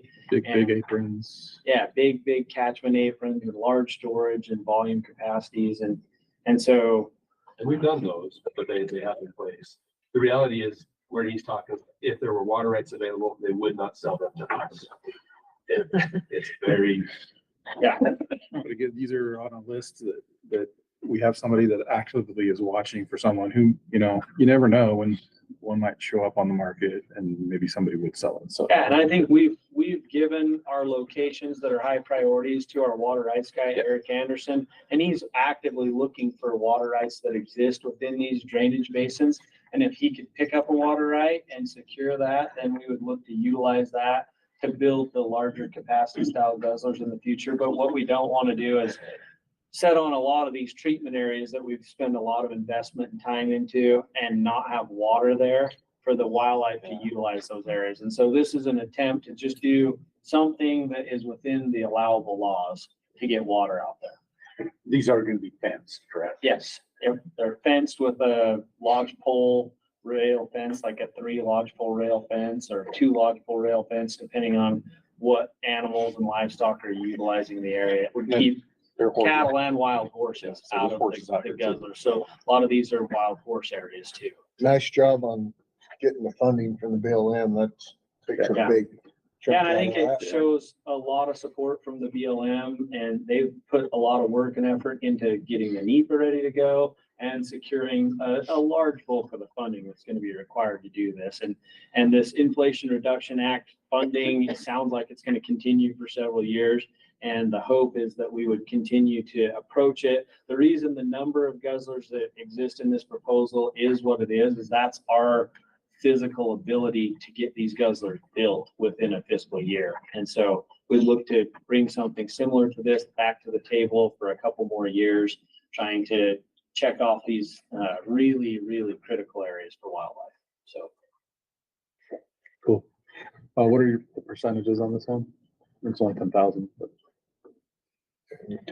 Seeing if there was, you know, turkey swimming in it. So, well, it's such a dry area. Chuckers, I think is the big thing on this one, not turkeys. So this is in the Mineral Mountains and there are a lot of chuckers that use these ranges. And so we see chucker use on all these guzzlers, especially ones like this where there's a ramp and it's right on the ground level. We would expect chucker use to be the primary use here, so. I would say if you can, throw a rock bridge in around those. On like the front edge, leading edge of it. Yeah, we can definitely add that design feature Think about into the ones where we expect, upland game use especially. And we do it a lot of times where there's heavy wildlife use too, just to keep them from trampling down the edges of the soil around it and getting dirt and rocks and stuff into the drinker itself. These systems are really maintenance free. They catch the water, it comes into a gutter and down a little downspout into the drinker, and there's no floats or valves or any pipelines that stick or anything like that. So that's part of the beautiful thing about the design of this type of a guzzler. And the only reason I say that ramp doesn't need to be all the way around, but if you give them a ramp near the ramp that goes down inside, the ones that we have cameras on where we have ramps, we have more birds using those ramps and jumping up on there to try to get in. Yeah, I appreciate the information. We'll try to add that into our design feature. Any other questions on this one? Okay. A motion. I'll make the motion. Okay. Okay, we have a motion from Steve, a second from Randy. All in favor, say aye. Aye. Any opposed, say no. All right, motion passes. Thank you, guys. Next project, 7014 Powell District Guzzler repairs and maintenance. Hi, folks. My name's Jake Shoppy. I'm a wildlife biologist for the Forest Service on the Dixie National Forest. I work on the Powell District.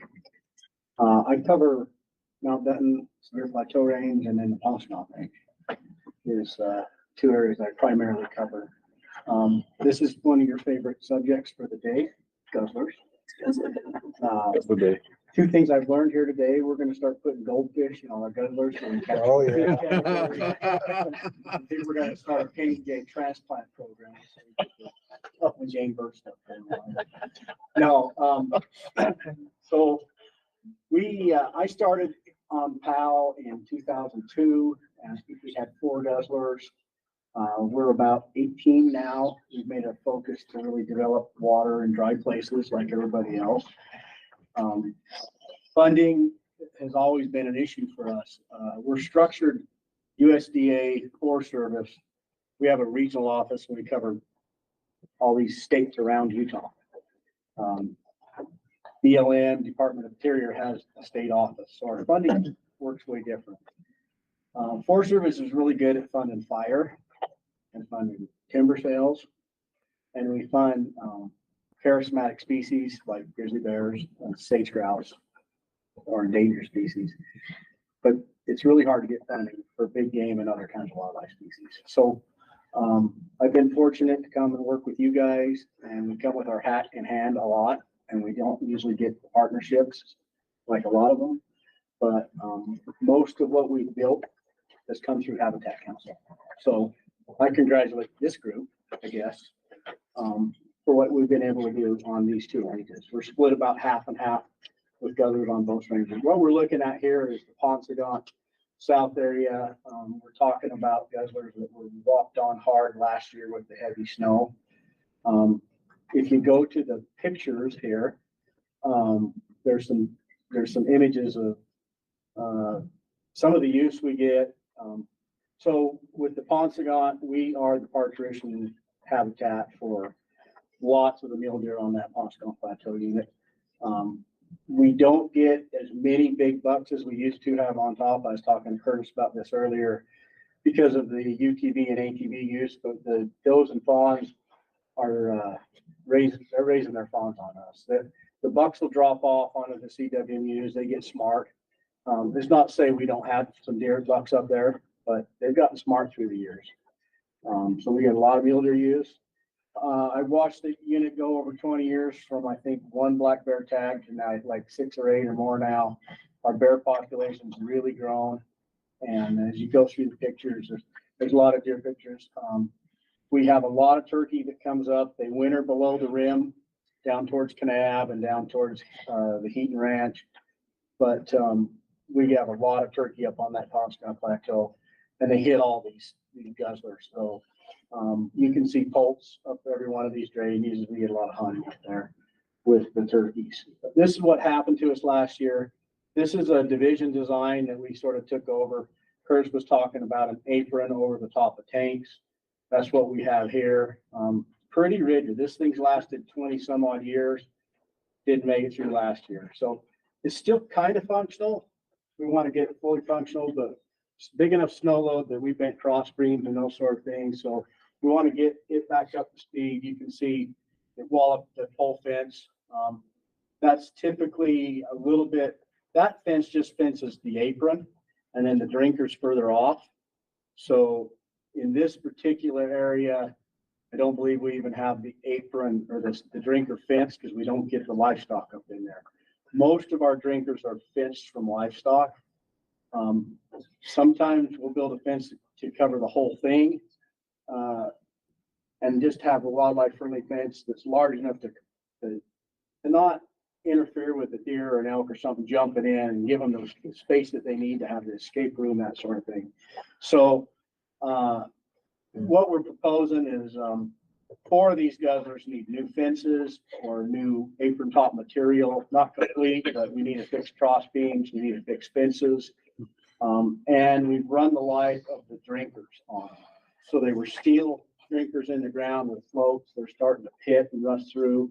We want to go through and replace those with new drinkers, probably stainless steel or aluminum, something that's going to last in the ground, give us another 20, 25 years on them. And it adds 2 seasonals. I think our match is some seasonal time that we have there, but we're looking for the materials and supplies to go through and fix 4 of those. And then there's a few others that cross over the highway onto the Gutton that need some fence work. And we're just trying to maintain what we have before we plow into putting more out there. So that's where we're at with this. And there probably is more upland than I give it credit for out there as far as the turkey thing. You're gonna smile and laugh. Come to the Ponsagon if you want to hunt turkey. I know they're there, but I also know we're in the, up in the Aspens, and they're gonna do just fine without the guzzlers. The turkeys are. Should have brought pictures. No, I know they use them. But I know they use them. We have a lot of fun with the wildlife that's out there. So, yeah, and the black bear thing's been really fun for us. We don't know really why that population has just gone crazy, other than the fact that with the guzzlers, we focused around the rim and we've kind of got the water up high off of the main drainage where all the people are. I think that's been a real plus for the bears. And it's been a plus for the deer as well, as they can pull up and get away from the people. Questions for you? Sorry to beat you up on turkey. Oh, no. As you know, you're good. All right, thanks. Okay, we have a motion on this one. I'll make the motion to approve it. Right, So what was the percent again? it's all 100% again. Can we switch that? Oh, No, I say I have a problem with high elevation guzzlers. Why? Because they're just not gonna use them. You can, I'm sure there's some pictures on them, but those turkeys are gonna do just fine without, and I'm sure there's turkey there. I'll do that. Okay, we have a motion from Tyler. We already had a second from Steve. And so, all in favor, say aye. Aye. Any opposed, say no. All right, motion passes. All right, last one for Southern Region, 7066. Southern Region WMA and Guzzler Management.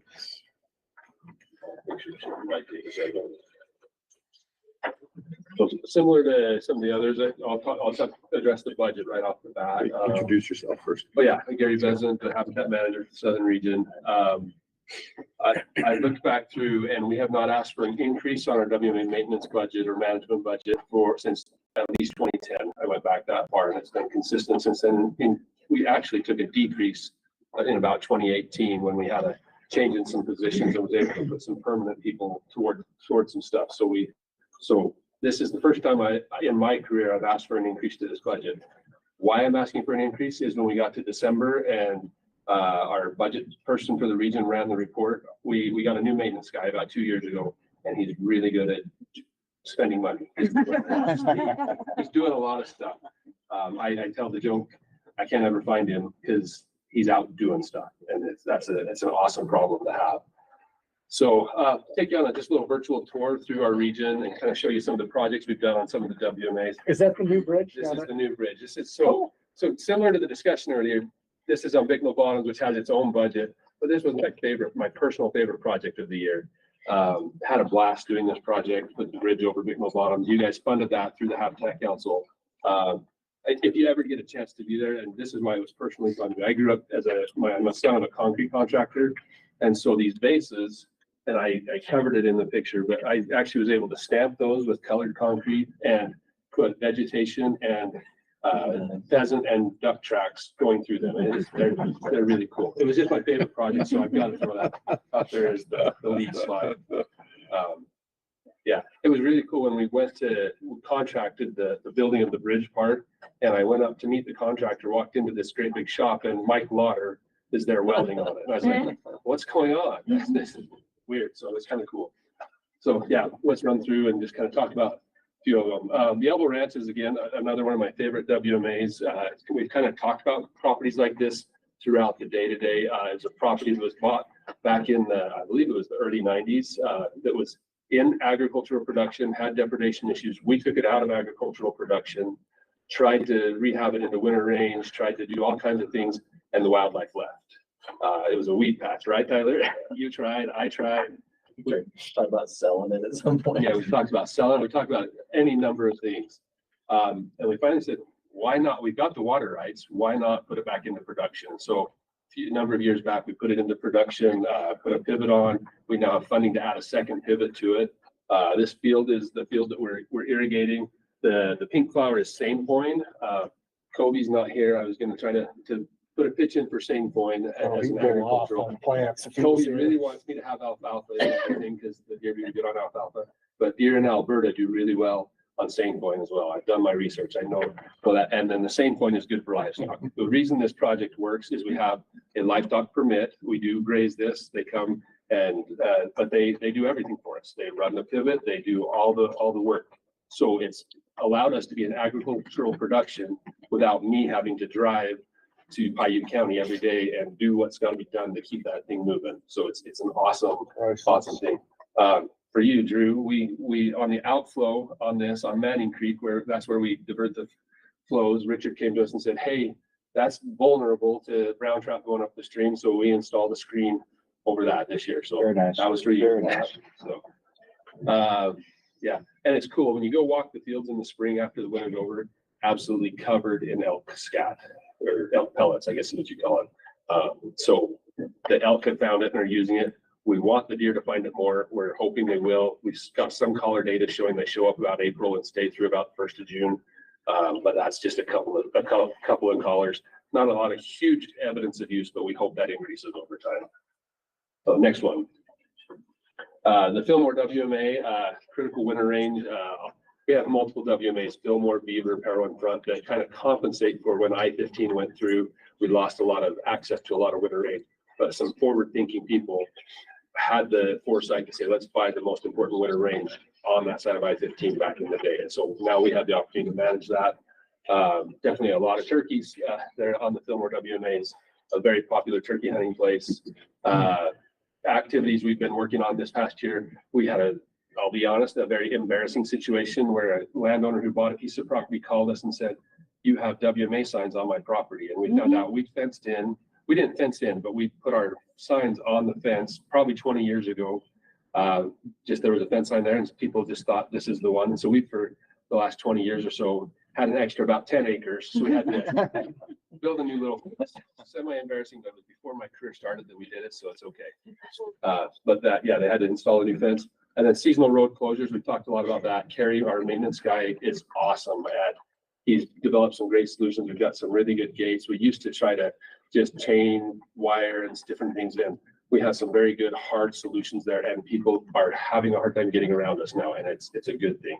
A law enforcement guy used to say years ago, make it easy for people to obey the law, and they will. And that's kind of the approach we're taking there. Cattle guards, we replace cattle guards, clean them out, whatever it takes. Go to the next one.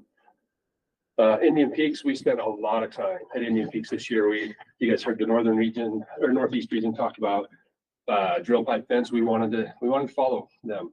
So we bought a bunch of drill pipe and we thought, yeah, we could put in half mile. Is that about? It's a little more. Yeah, a little more than a half a mile of drill pipe fence. We know we can do that in-house. We'll do it. Took about 2 months. So they had a blast. The picture there in the middle is Cade, one of our seasonals. He got really, really good at welding because he got to do a lot of welding, but that's the last one. So that was an exciting moment for him. But we ended up rebuilding the entire south fence this past year. You'll see a proposal later in the cycle where we're looking at the west side. We've kind of committed to the county and to some others out there that we're going to work our way around that WMA. We've had a lot of livestock trespass issues historically, and we're just trying to get to where we can say we are tight. And so it really is that you're doing this intentionally. So, and we have a really good agreement with Beaver County. They do our road maintenance every year. It's by contract, easy to do. I just send them money once a year and they go run graders. And so it's pretty awesome. Next one. Parowan front. This is an awesome WMA there by Cedar City, Parowan. Again, critical wind range. Added dove to the list because I thought it would be important for people to know. I went dove hunting this year for the first time in probably 15 or 20 years. Had some boys that were ready to do that. There's a lot of people dove hunting out there. So like this WMA is getting used for dove hunting. So that's there. Again, the seasonal road closures, making it easy for people to obey the law. Our law enforcement people have not had to deal with people going around stuff in the last couple of years there because of the way we've made those changes. Weed control, Mark talked a lot about weed control. We're fortunate we don't have a lot. So Parowan front is one of the places we do some weed control. We've got some fiscal issues there. 2 large areas that we hit really hard every year, and then sporadic stuff that we send the crew. They spend probably a week each year doing that. Go to the next one. Black and Kingston Canyon. These are some great river fisheries we have. A little bit of waterfowl jump shooting. I was there 2 days ago at Black Canyon when I took the picture of that shot up sign. There was about 80 turkeys on the WMA. I didn't get the picture of the turkeys. I got the picture of the sign. But the signs have been talked about, but great target shooting ride. But the time comes that it's time to replace that one. The reason I went over there is we got a UTIP report that there had been some not graffiti, but just damage to the WMA. We went over there. Oh yeah, it's just the signs have been shot up for years. But looking at it, like, yeah, this one's probably time. So the public said it's time, and I looked at it and we agreed. So great places there. Go to the next one. Richfield and Annabella. These ones are managed under our WMA maintenance budget. Both of them are great upland game WMAs. Richfield is the one you'll see a separate proposal where we raise pheasants there and release them. But Richfield and Annabella have the properties that we release a lot of those pheasants on, and they do really well. They survived that one's yesterday. I was there in Richfield and it's alive. So does that mean it's going to overwinter? No, I'm not going to be dumb enough to say that, but these get used hard through the month of November. Yeah. So the Sevier County has loved these properties to death, and it's a good thing. And we did have a seasonal. We were able to hire a seasonal in Richfield this last year, and he gave it a little more attention to it. So we got some really good walkthrough styles on some of these properties rather than people having to get over and through the barbed wire fences and stuff, and made some really good improvements. Go to the next one. I got to mention Yankee Meadow. It's an awesome property. It's about a 53-acre lake up at the top of Parowan Canyon. It has rainbow trout. It's probably the most significant use, but also has a pretty good population of cutthroat and brook trout.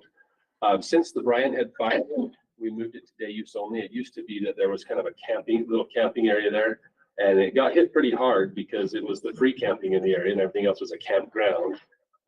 With the Brian Head fire and the burn trees, there was a lot of burn trees in the area they were camping. We didn't feel comfortable with that, and we've just not gone back, and it's reduced a lot of headache for us because was a lot of trash, a lot of different things that are associated with camping. Probably through a habitat management plan revision, we need to visit that with the committee and make that an actual decision, not just something that, I don't want to say on a whim, but I felt like, yeah, we need to go away from it for right now. But to make it a permanent decision, I feel like that needs to run through a committee and a revision process. But we do have, so it's day use only, but we do have annual maintenance up there every year, fences, roads. And then we also have a contract that we pay. We have 2 restrooms like this up there, and we have to have them cleaned twice a week. I used to bring pictures and show you guys how dirty they get. If you look at them on Wednesday, they're not pretty, but it's a reality. It's and it's evidence that they get used and they get used hard. So go ahead. This was a fun one this year. Have a little tiny angler access property over just below the Fremont Indian State Park called Clear Creek. Haven't done a lot with it, but the state park contacted me this year and said, hey, we want to do some things. We want to, and it's similar to the Yankee Meadow, this little spot right here. They're like, people are always camping right here, and it's making it so they don't come in the state park and pay the fee. And I'm like, okay, we thought about it. There's no reason they do need to camp here. The purpose is for the angler access. So we closed that off, said day use area only. And then in the discussions, we learned that the state park does a lot with that piece of property for us. They're doing a lot of garbage pickup and different things. So we're working on a cooperative agreement with them to kind of look at, since you're there every day and we're not, can you look at it a little closer and we'll throw you a couple $100 a year and make it work. So something like that's in the works. Next one. Guzzler maintenance. Part of this, it's the Southern Region WMA and Guzzler maintenance. We want to have some money available if something goes wrong and be able to respond to it. So we have a guzzler maintenance guy that spends a significant amount of his time looking at guzzlers all year long, not all year long, but off and on all year long, and just making sure that they're up and working. And there's constant maintenance needs. There's always something going on. He stays very busy. We probably have more guzzlers than he can actually get to, but we do our best to get to them. What is that? Next, I think that's. Do you have all your guzzlers noted? Do you know where they are all at? We have a guzzler maintenance app, and all the ones that we claim responsibility for management of, yes. We don't have all of Jake's in there because Jake does a great job of managing and maintaining his own. So it's a tricky thing. So we have 300 plus in our system. Jake probably has 20, 30 that he watches over. Other guy, Craig Rasmussen, the Forest Service out of Richfield, again, we don't have his in our system, but he's got another 20 or 30 he takes good care of. So it's a partnering thing, but yeah, we have a good system to look out for the ones that we have agreed we'll watch over. There's also some BLM guzzlers. Yeah, and a lot of the BLM ones we do the watching over rather than the BLM. Well, I think that's it if I remember right. And there's Kerry, the maintenance guy. Awesome.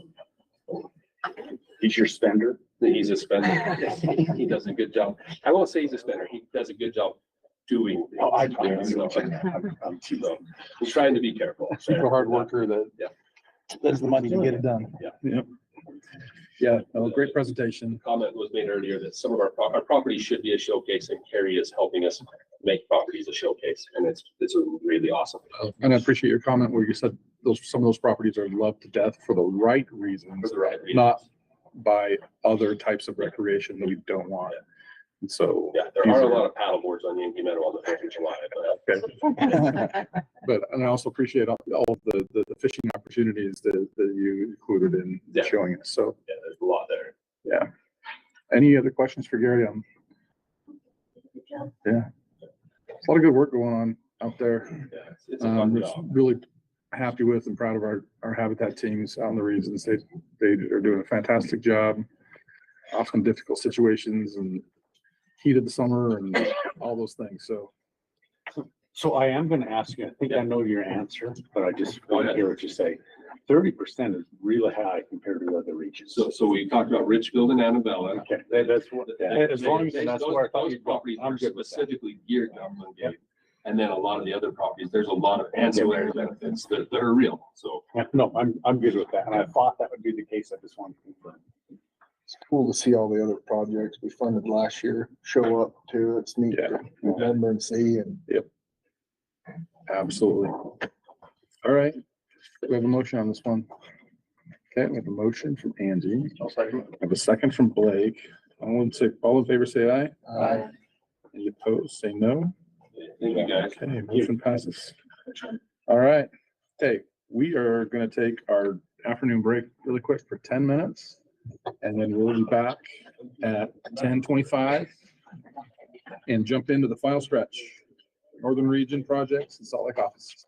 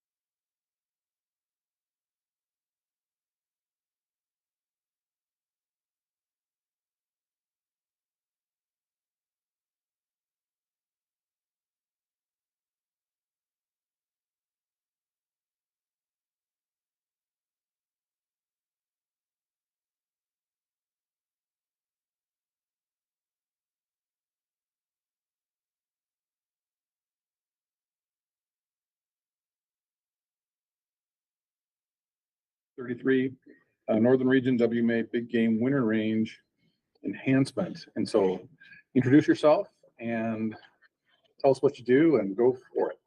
My name is Zach Oman. I'm the habitat restoration biologist in the Northern Region. First time here with you guys going through this process, so be nice.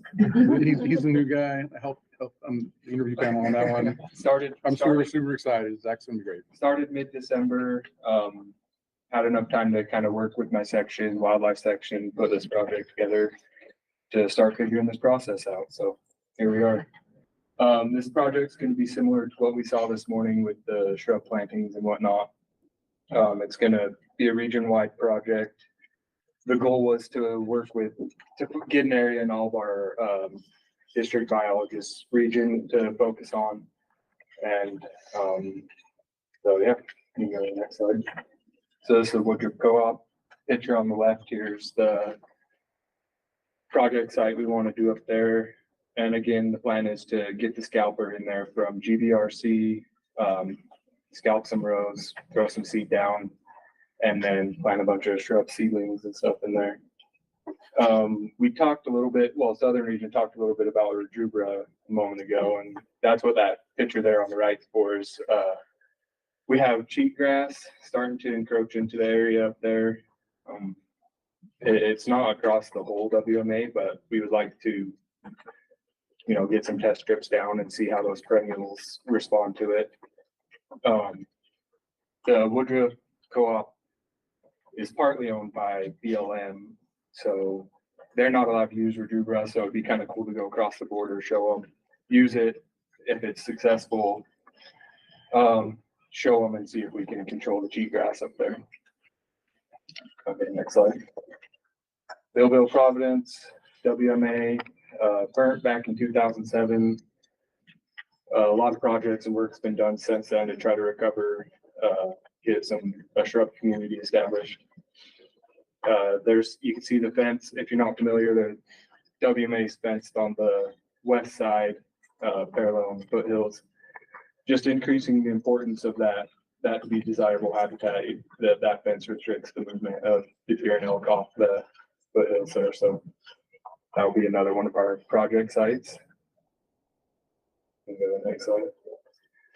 This was done, so you can see this has been previously scalped here. That was done in 2018 to put the fence, so grazing fencing in, and they scalped and seeded this area. There really wasn't great success with the shrub in the seeded area, so we're gonna go up there and see if we can again scalp it, seed it, and get some shrub starts in there. And then as we were putting this project together, we had a landowner in Box Elder County show some interest in getting some shrubs established on his property, just a more diverse shrub community, and so we will also include him in this project. I don't have any pictures of that though. Next slide. Zach, can I ask you real quick on the Hennifer one, Hennifer Echo? Did the shrubs fail there? Because I believe when they planted them, it was dry, but there was a fire there a couple of years as well. I'm not familiar. It was 2018 they did the project and it was just seeded, they didn't put the containerized starts in there, so. Yeah, Randy, I think that's the answer. It was really dry. Was it just when the those weather scalpers were seeded? Yeah. Because I've looked at some of the different iterations that they did up there, and they did in different years, and there's some that did pretty well, also depended on the slope.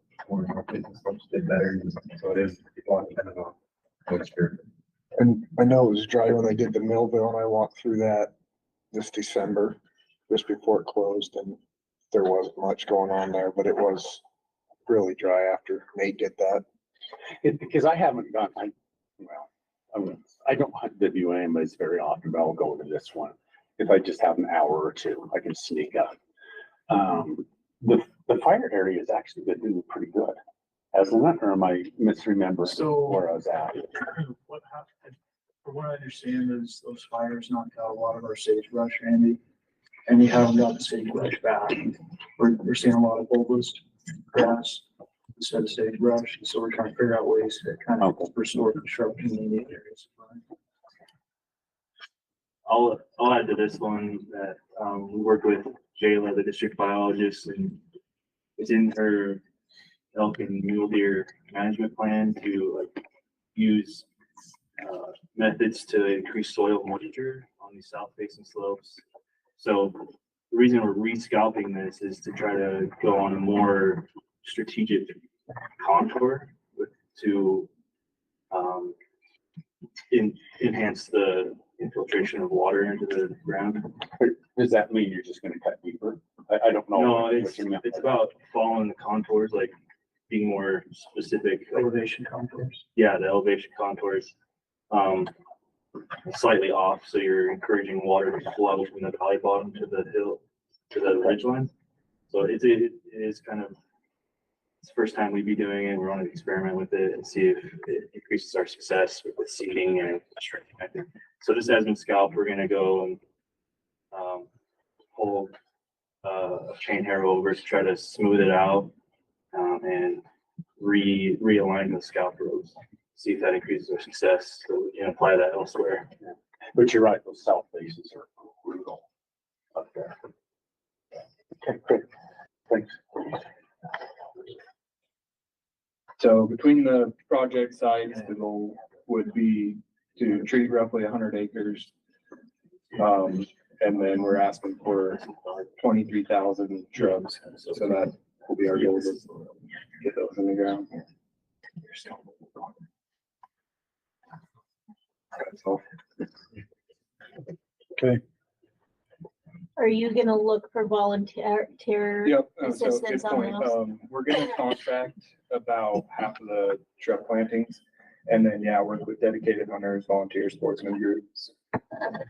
Tell us about the private land guy in Box Elder. I don't know much about him. Daniel might be able to speak to that more. Benefit the sportsman's there? Yeah. What's the benefit? It is Dave Price, you know him, he's the president of the CW committee. They own, I don't know how many acres, a lot of promontory, but those deer migrate, some of the deer migrate north of the promontory, so they're deer moving around in that area. I think it'd be good, it's an area where,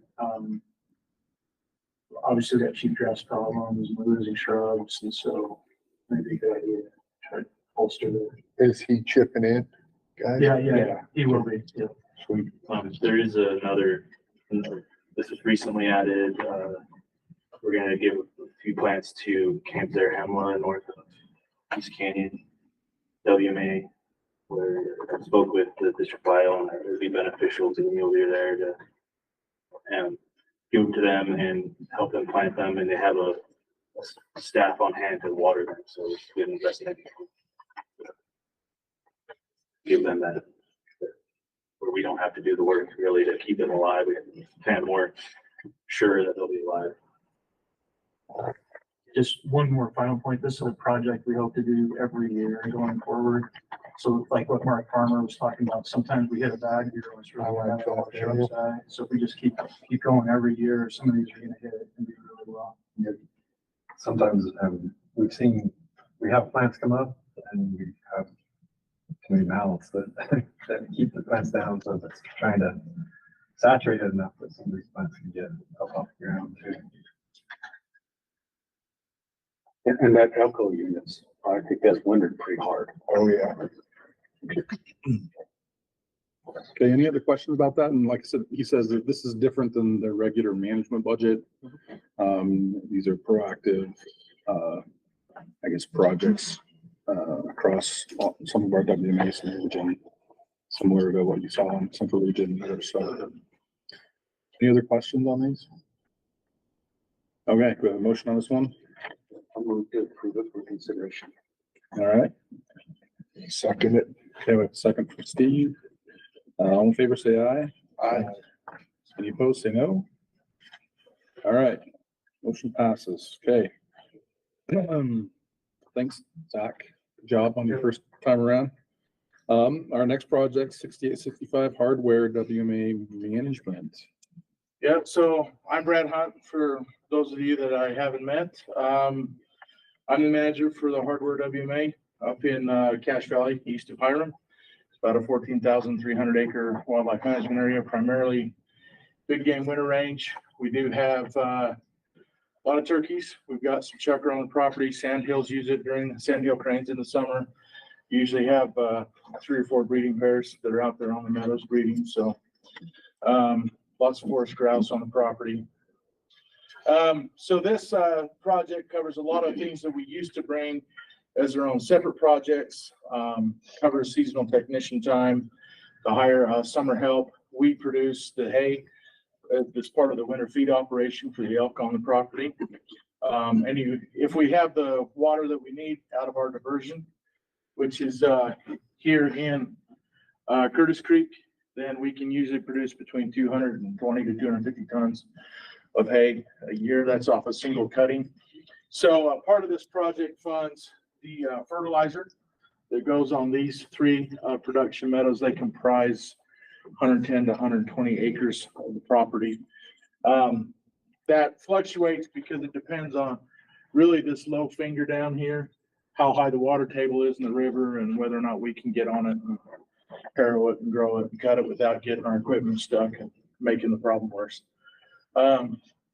So it covers fertilizer for that. Fertilizer has gone up in the last few years with just costs of fertilizer. So we asked for an increase last year. I think the amount we're asking for this year is the same as last year. It's kind of stabilized a little bit. It's not jumping around as much as it used to.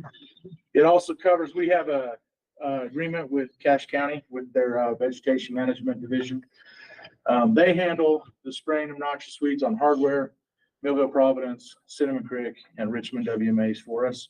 We help them with their labor costs. They do all the equipment. They bring in the herbicide with their grant, other grants that they apply for. And so then they do the mapping and transmit to us the data regarding locations they sprayed, any new weed colonies that they found. And they've been really good partners to work with. So that's included in this. As the WMA, we do have a lot of public use. And so we do have signage. We have to update, as rules change, we just had to update a lot of our camping use signs from the 14-day that was in the old rule to the new 10-day ones. We update signage, or we get guys that are flying drones over the meadow and scaring the elk in the winter. So now we got to put up no drones and all kinds of stuff, fun stuff like that. We have seasonal road that's closed. We have seasonal road closure signs. We have non-motorized areas. So signage and fencing is part of it. We've been working on the corral fence. This is what supports the winter sleigh ride program with we're contracted with the Haviland's Old West Adventure to provide the horse-drawn wagon component on the meadow. And these were all falling down in various states of repair or disrepair, I should say. This fence here along the riparian area is probably the worst. And so this, the current fiscal year we're in, this council funded us replacing this section up to here. And so next year we'll finish it off. We've already done this piece here, and this is all good fence. And so if you want to jump to the images, I've got some images in there of the stuff we just finished so you can see what it'll look like. They're high to keep the elk from jumping in with the horses and eating the hay and hurting the horses. There's a few pictures in there. So a little bit taller than what we would normally do for like a regular wildlife friendly fencing, but we don't want them in there. So it's heavy built. This is 2 3/8 inch drill pipe, and they've welded the rails right in. This is just some of the other work we've done. This is down on Wapiti, part of our camping action plan that's been funded through this council, putting in fence. There's some of the elk from the winter, what we feed during the winter. And then right now we've got 500 to 550 head of elk out there. So yeah, it's a great place. It covers a lot. This is what helps us get the job done. And it's a very popular WMA. We have a lot of public use.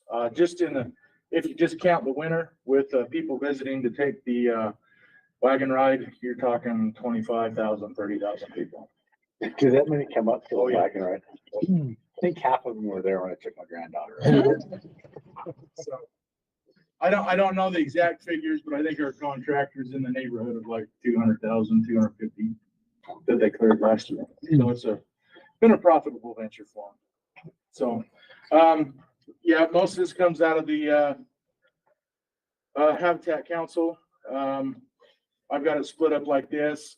That's what the breakdown was, last year, just because we do have a variety of animals on the property. And, Cache County's in here, with their contribution, 8,000, and then the $2,000, that's, use of our equipment and other stuff that we do in regards to weed abatement and things that we fund with our current expense budget that covers equipment maintenance and facilities upkeep and stuff like that.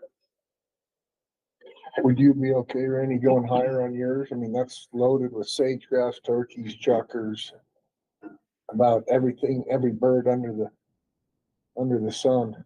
Yeah, yeah, I'd go a little higher on that. Yeah, I'd go up. 15? No, I'd go up. Had to rinse a little bit, Randy. Brad, can you talk about the sport fish component on that? So we have, Rock Creek and Curtis Creek that flow through there. And there's, cutthroat in there, there's browns in there, there's, and it's quite popular fishery. Plus the blacksmith flows through a good chunk of the, WMA as well. So There's always people fishing. oh, yeah. And since we've addressed the camping issue, especially along the highway, we're seeing more use in those areas that are now day use by anglers, which is awesome. I was actually gonna ask you that, because that was 2 years ago, I think, that we did that. How have those changes gone? They've gone really well. So the first phase in that we did, we closed down the highway ones, turned a lot of them into day use. There was some growing pains with that. We had a public initiative group that had some issues with the changes we're making to Wapiti. We were able to sit down with them and reached a compromise that we could live with, and that they came in and helped rebuild the rutted out road that was in Wapiti. I think they donated about $4,000 worth of equipment and steel. So it was great, and they helped put in the fence. So we're working on that fence and adding the top rail and stuff. When we initially planned that project and then got it funded and went out to get the materials, things had jumped a lot because of the supply and demand issues that were going on at the time. But we're working on finishing that one. But the public response has been overall really well and really good. And as we've, like I said, cut the camping out of those areas, we've seen a lot more angler use on the highway. And wildlife use too, I've Yeah. noticed. Yeah, so I think it's been really good. We're in I think we're ready to hit phase 3 on that project, which is the final phase, but I'm gonna hold that off till next FY because my other projects are to address some concerns that we need to deal with first before we mop up on the mop up phase on the camping action plan is more plantings and just finishing up a few details. So it can wait a year. Right, you said this WMA makes $250,000 a year. The contractors are making. What do the contractors pay us? Nothing. Wow. I don't know how that. You're kidding. Well, that's Yeah, not my we're not. But so I think the concern is we wanted it to be, wanted to be a venture that they would want to keep doing. So when the contract, when the contract expires in 5 years, it was like a test contract. Let's see how it goes. And so there's no renew option on it. So it will have to be rebid in 5 years. And we'll revisit that then, because I think there's a lot of concern. The rides had been shut down. We were shut down for COVID. We were shut down the following year because we didn't have really the hay because of the drought. And so, and then where we hadn't been promoting it, we hadn't been doing it for a few years, there was a lot of concern on the side of the vendor of, are we even going to have? There were risks, people. And so to mitigate some of that risk and alleviate some of that concern, we took that off. We nixed the renewal clause so that we could reevaluate and rebid.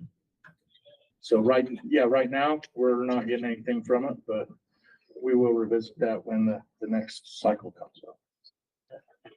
Right, Yeah. they're charging more than we were. They are, yeah. So our fee schedule for visitors was $5 an adult, which was 9 and up, and $3 for 4 to 8, and they're like $4 for 4 to 8 and $10 for the 5 and up, or 9 and up. So they've doubled the adult fee and raised the Still cheap, still cheap. Yeah, you still costs more to go to a movie, but right? yeah. So We digress. Yeah, I'm any other willing to, habitat make questions? the motion to Okay. approve. A second. Okay, we got a motion from Randy and a second from Angie. All in favor, say aye. Aye. Any opposed, say no. Okay, motion passes. All right, 6866 hardware WMA fence improvement. okay. I'll do the maintenance one first. Oh, did I skip one? I did. Yeah.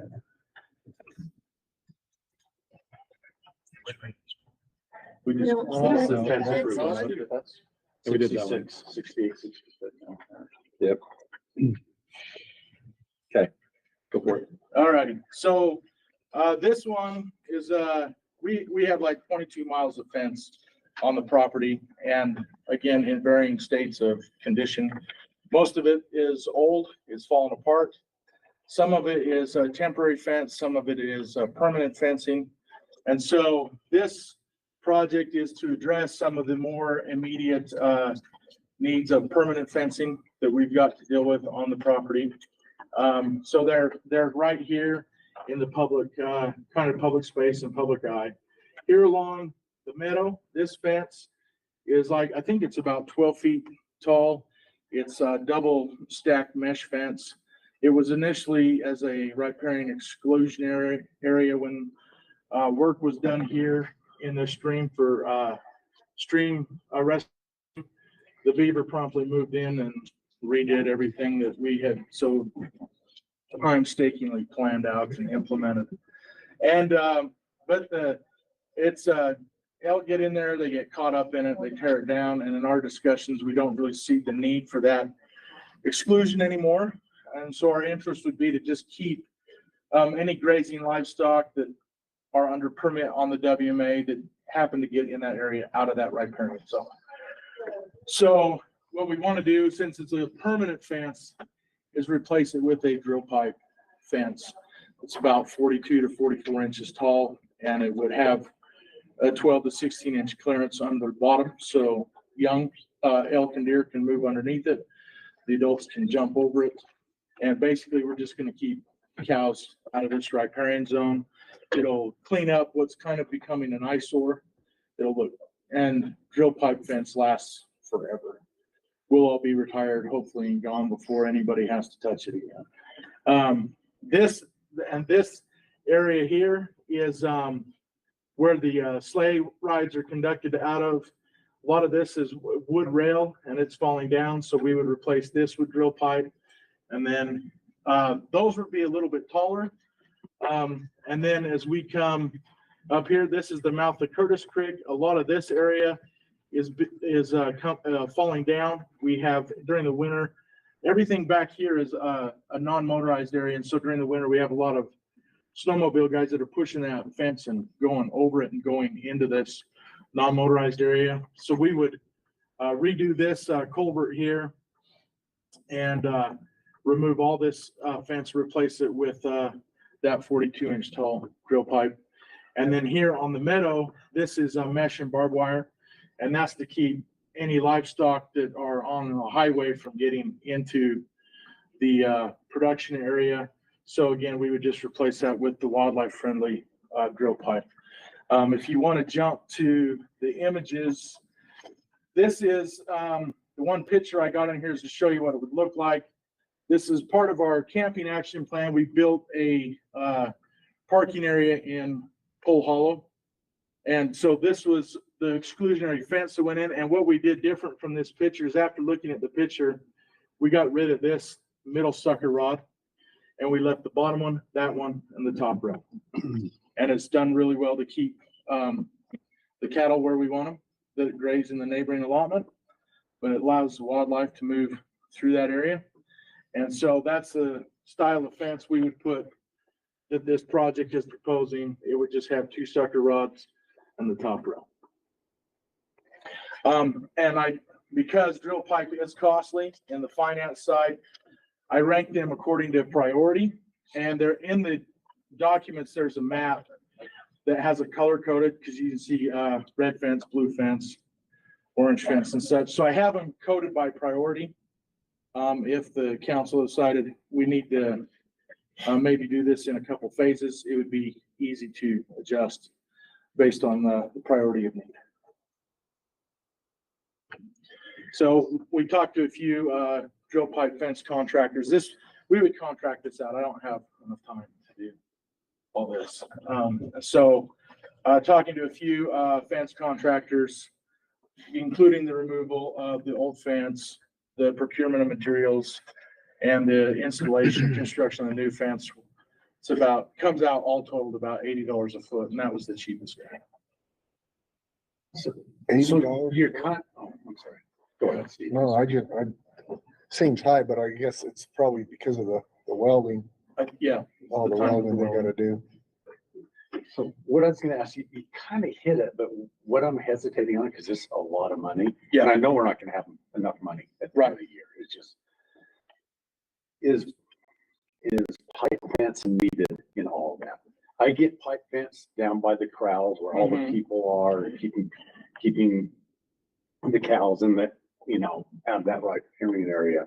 But what about those upper stretches? Is that really needed? I think so. I think you either gonna do it 3 or 4 more times in 50 years or do it once right. Especially where the snowmobiler's going through and mash the fence down. And the other concern that I deal with is I'm the only full-time employee. And so other than the couple seasonal help that I can pick up in the summer, that's about it. So when it comes to maintenance and manpower availability, as we can reduce that by putting in longer permanent fence that reduces our maintenance, then we can, I don't want to build a lot of fence, but if we can build fence, then we can focus on other habitat improvement projects that are more beneficial than fence. That's what I like. I understand, and I would put drill pipe fence everywhere if I could. Sorry. It's just the money thing. Yeah, and I know last year there was a money issue and there's gonna be a money issue this year. And knowing that, and as I was doing this and seeing the grand total, that's why I said, you know what, which one is most important to me? Which one is second? Which one did you put more I important? put the one around the sleigh area where the wood rail fence is coming down. Because we do have so many visitors in there in the winter, it can be a safety thing, and the river's right there. Number two is this one. So the red one is my number 1 priority, and number 2 is this one. You got a red one up at Curtis Creek. This too, one's right? orange. Oh, colored line, sorry. You're good. They both look So like the exact this, I same think color. it's 1, 2, 3, and 4 is how I've got them. Right. Yeah. The area where the snowmobilers are pushing through, is a 42-inch fence gonna be tall enough with the snow? They're still gonna push over that. Yeah, and we can go taller for sure. But that was, it just in keeping with everything else. And we could change it, because they're going through in this section right here.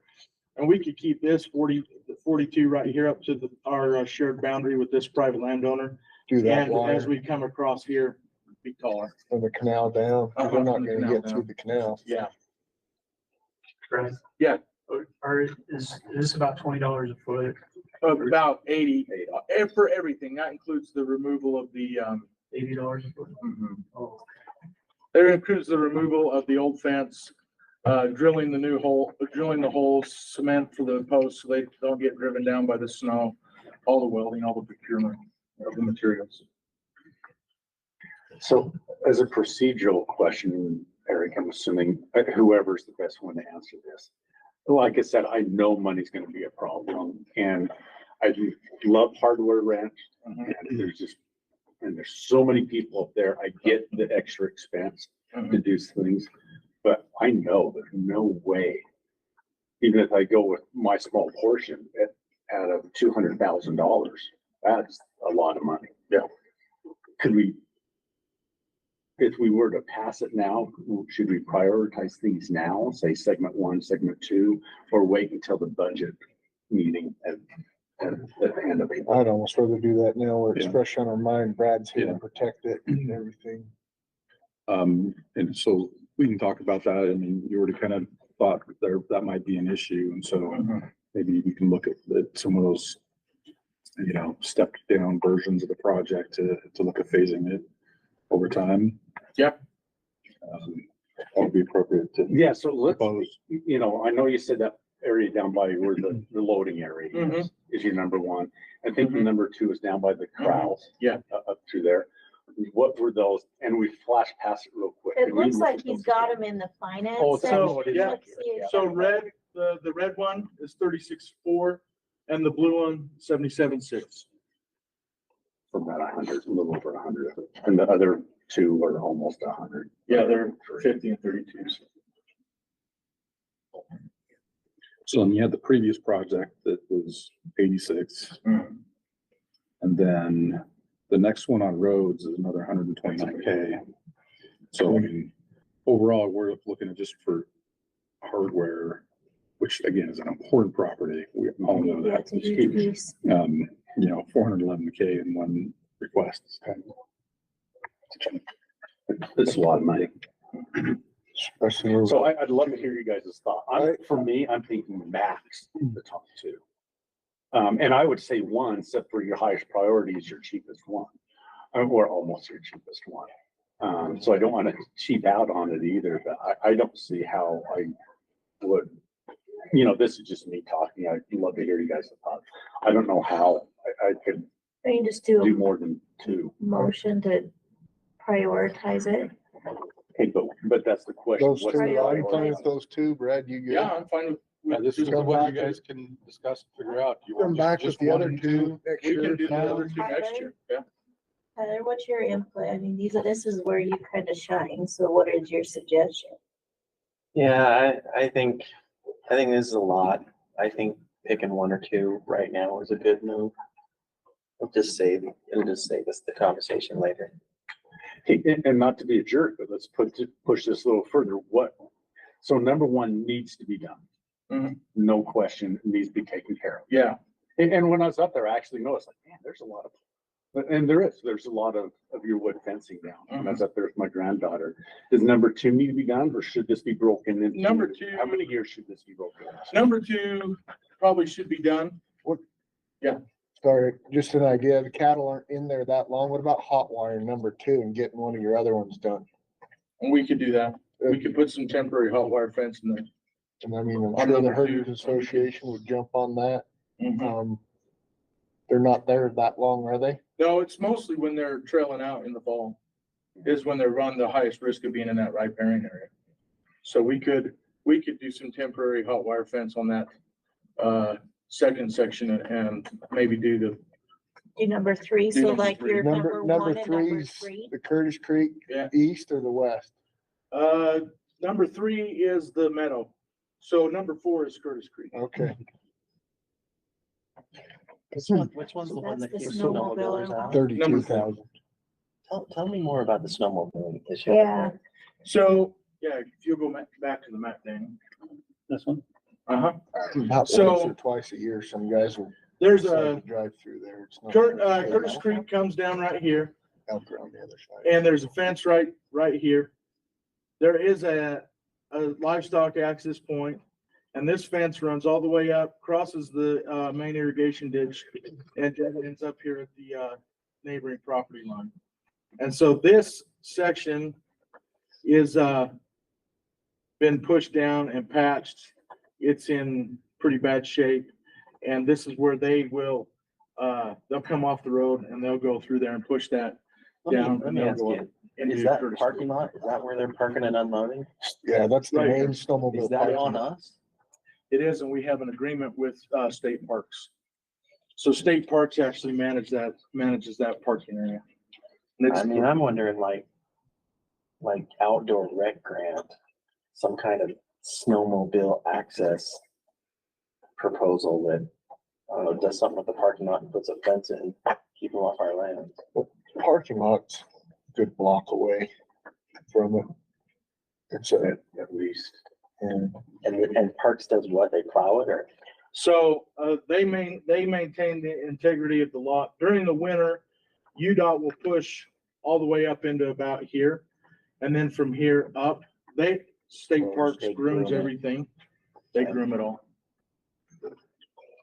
And then during the summer, this is where all the OHV ATV parking is at. So and then there's a pit toilet, ball toilet that State Parks maintains there. Does Parks collect any fees for that No, site, for that parking lot? no. Is it still State Parks or is it rec now? Actually, I think it's gonna be rec. They're trying to get us to clean their toilets for them, so. Yeah, tell them no. Keep saying no. Say yes and you build that fence right there. Yes, for 1 year. That's it. There you go, yes. Build the fence and, yes. So yeah, we could do this one and that one. So, and I really like Steve's idea. Is that practical? Because, so what appalls me, because I've been in our meetings on the business side and some brilliant person at the last minute throws something in, to a plan that someone like you's been working on forever. Is that a practical solution? Is that something that would work to get us by for a year? Yeah, I think so. And look, knowing the price tag, when I got them when me and the gentleman that I was working with worked them up, I looked at it and said, okay, this is probably gonna be a hard sell. Cause I know it's expensive and I know I'm not the only one that's asking for funding. So knowing that, that's why I sat down and said, okay, what's my priority here? And which ones do we need to address? And I think putting up temporary fences, given the time period and the limited time frame that we're at highest risk for trespass cattle to move into that riparian area, I think it's perfectly fine to put that off for a year on the blue fence and address one of the needs that's not quite as expensive and bring the other two back next year. Okay, so with that information, which areas do you all want to include in the motion? So one for sure, One One and and- three, wasn't it? 1 and 3, no, 1 and The 4, 36,000. One and four. snowmobile? 4. Okay, I'm assuming federal aid is not an option here. Was the land purchased by federal money? Should have asked the judge. I think it was purchased with the Wildlife Restoration Act money from the Doesn't really matter if it's purchased there, it's whether you have it in our management agreement or has the property. right. No, really? Yeah. Oh, I'm gonna start bitching on a lot of this. Cause I don't get any PR money. Get any PR money? Last year I got less than 100,000.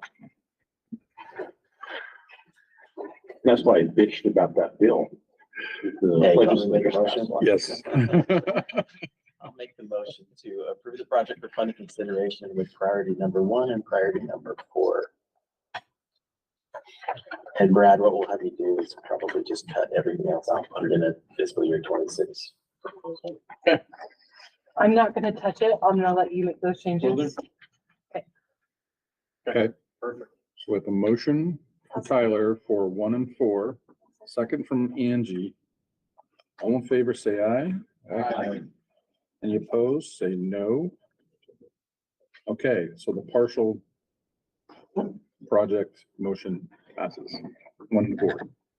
Okay, awesome. Okay, All right, so most of the main road that runs through the property is the Lake Town Road right here. And it's a county road. They take care of it. They maintain it. We have a pretty good relationship with him. This project deals with some areas that are not designated county roads. They're WMA roads that just need some TLC. So this road back here allows us access to our elk trap facility. It's over the last several years of runoff, It's starting to become rutted. It needs to just be redone, have some material brought in, be graded and sloped. I think we're gonna put in a culvert or two to help with the runoff in the spring, so we don't impede further or have to repeat this as often. This road here accesses the WMA's culinary well, which is up on the hill. And this section in particular right here, it's steep, it's rutted, it makes it difficult to access that, especially during the winter and when there's been a lot of rain or the road's particularly soft. So this would bring in some fill material. We'd improve the road. We'd put in some erosion bars and slope it so that the water won't sit there and run down the road and cut. That's where we'll move off into the vegetation on the hillside. In Curtis Creek here, was it 2 years ago that the heavy equipment crew redid the upper side? I can't remember. 2 or 3. Yeah, it was 2 or 3. So down here, we've started to have some beaver issues, especially this area right here where the road is right next to the river, and right up in here with the same situation. And we've spent the last couple of years working with USU trying to relocate beavers to discourage them from building there. We've tried to put in some pond levelers and persistent little buggers, and I really like what they're doing. Otherwise, I just don't like them softening the road up and making a muddy mess. And so our thought is if back here where the neck is, or at first we would build the section of road up here. It's needs a little bit of love. And then instead of coming this way, talking with the heavy equipment crew, we can come on the other side of this flat area and use the native material right there and just move the road in these impacted sections away from the river. Let the beaver do his thing and not mess with the river anymore. And the same thing right here. And then they would just clean and level everything up like they did on top all the way up to the river crossing. And then if we go up to, there's a little bit further up here by Polo Hollow. Yep. There's this section up here. We ran into this year. This upper section has been slowly getting rutted out and worn out. And it really started to impact Shane's brush hog project. The contractors were having difficulty getting back into this area. Our property right here ends. Forest Service is up this way. This is hardware. A few years ago, the old road used to go in here along the river bottom, and same thing, beavers were causing problems with the road, and so we moved it up along the hillside, along the fence line. So what we're proposing here is that there's a culvert here, and a culvert there that are like 18 inches. They're the steel corrugated old style culverts. We put bigger culverts in with the beaver preventer trapezoids on the ends of them and improve the road from here up to our property line to make it more easily accessible for ourselves, for Forest Service, for our contractors that we have going in to do habitat work for us, as well as this is a seasonal closure road that is open during the summer for ATVs and OHVs. And so by fixing that road, we're going to keep them in the roadway instead of having them trying to go around areas that are damaged because they either feel like it's unsafe, they don't feel like they can navigate it, and open ourselves up for more weeds, more erosion and whatnot. And then as part of the camping action area, to finish up this project would be the improvement of this day use parking area for OHV ATV use. It's got it's sunken with a major mud bog. So we'd have to build that up and then road base it, level it, make it look nice like we did with Cinnamon Creek. And this is going to be costly. And so if we need to do that in a separate project, I am totally fine with that. The road that we're doing the fence on down at Curtis Creek, right? Yes. What's the access on that? Who's allowed access? It's just, it's administrative access for when we go and do Okay, contract. making sure, because I Yep. thought that was a closed area. Just Yep, wanted to make it sure. is closed. How much is the ATV parking lot area? Is that 75 grand? So, yeah, Horse this is parking or ATV? both. Okay. That one, I It could be think the- you should submit to. Recreation. Recreation. Okay. Yep, that's fine. Yeah, this one, and that's just, we gotta bring in the gravel to build the area up to bring it to grade and then the road base to level it out, make it nice. So with that, if we take this one out, and I'll have to go back and rework the numbers. This cost is for a heavy equipment crew. That's their mobilization to do all the roads and that lot. Scott broke it down in separate segments for me, but, it's each, if we did one is in each separate segment, there's a mobilization fee on each one. So I can have him give me a reworked one that include all the roads with the single mobilization on there. And I can update this, the expense cost right there.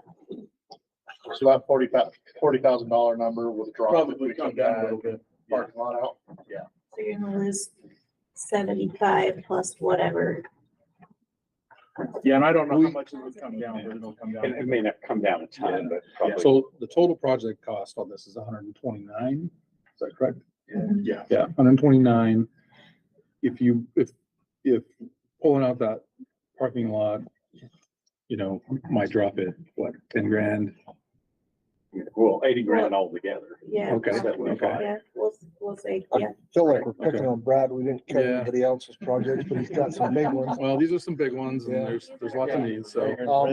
And these are projects that happen like once every Yeah. 10, 20 years or something, so. And It's okay to phase these, so. I know you talked about, you volunteered moving that parking lot to another project or another consideration or year. So just to be clear, the roads would be your priority over the parking lot? Yeah. Yeah, because the use has gone down a lot since we removed camping from there. We're not seeing it impacting there as much, so it can wait. I'm okay with it waiting a year, because we moved all the camping up Rock Creek on the Baxter Sawmill Road to an area that can handle it better.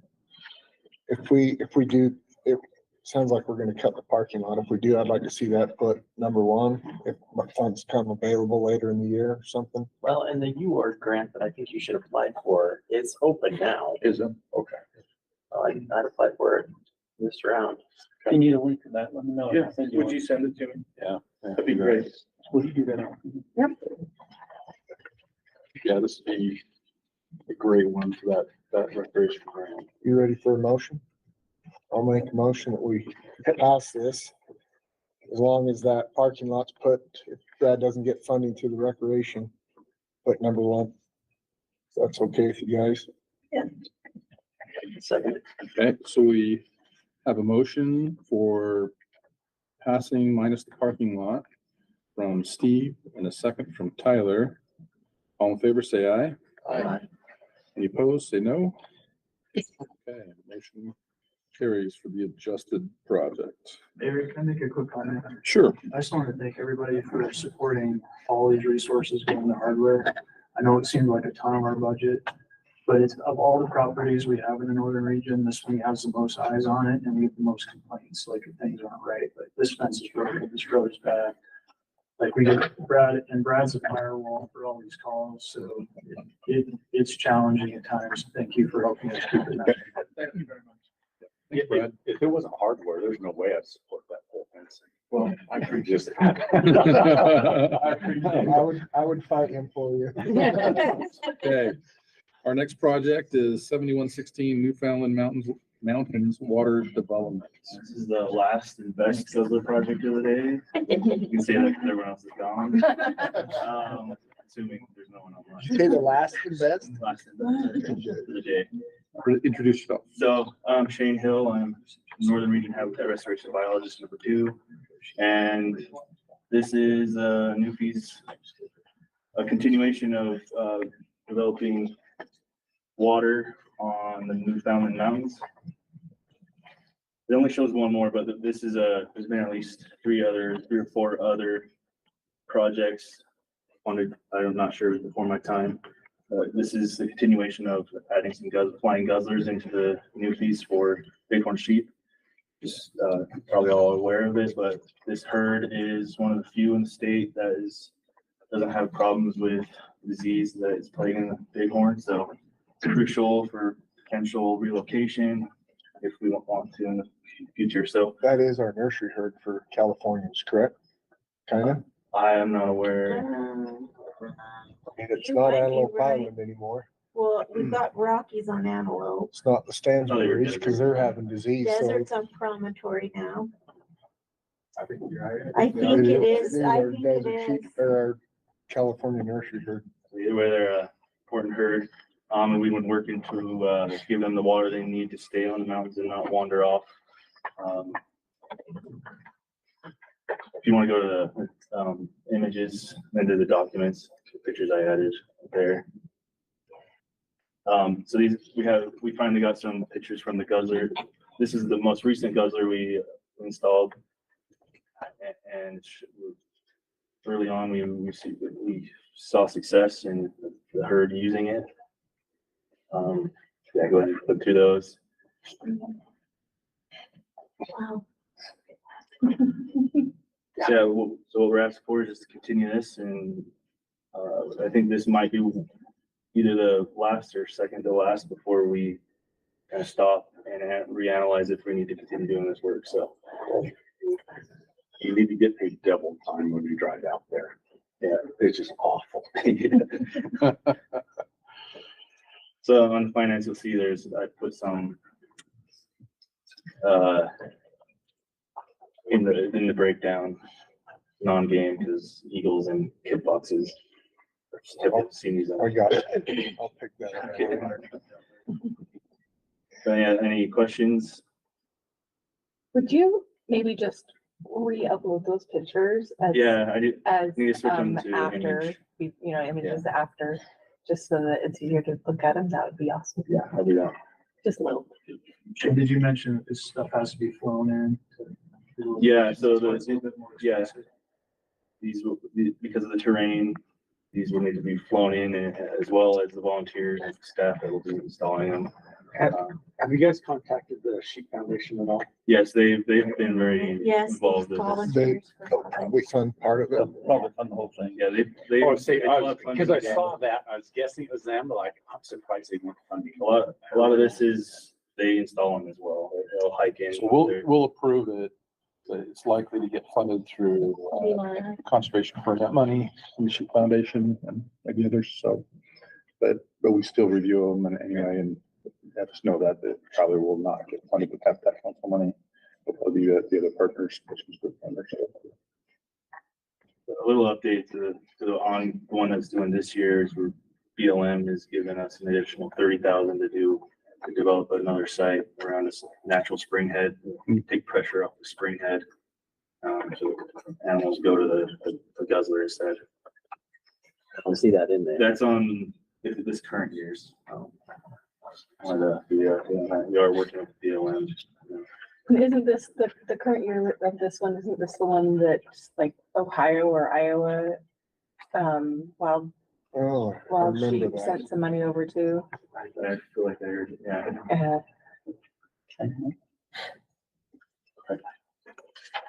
All right. Any other questions on this one? Pretty standard motion to approve. Okay. Second. Okay. We have a motion from Tyler, a second from Angie. All in favor, say aye. Aye. Any opposed, say no. All right, motion carries. Thank you all. Okay, thanks, Shane.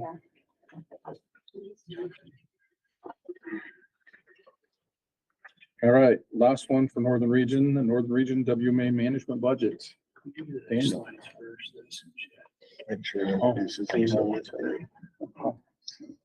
Yeah, it's a. Yeah. Yeah, since you're new, make sure you introduce yourself. Hey, everybody, I'm Daniel Olson. I'm the Habitat Manager for the Northern Region. And I'm gonna go over our Northern Region management budget. It is higher this year, and I'll explain why that is. You guys can decide whether it makes sense or not. So, the WMAs that this budget covers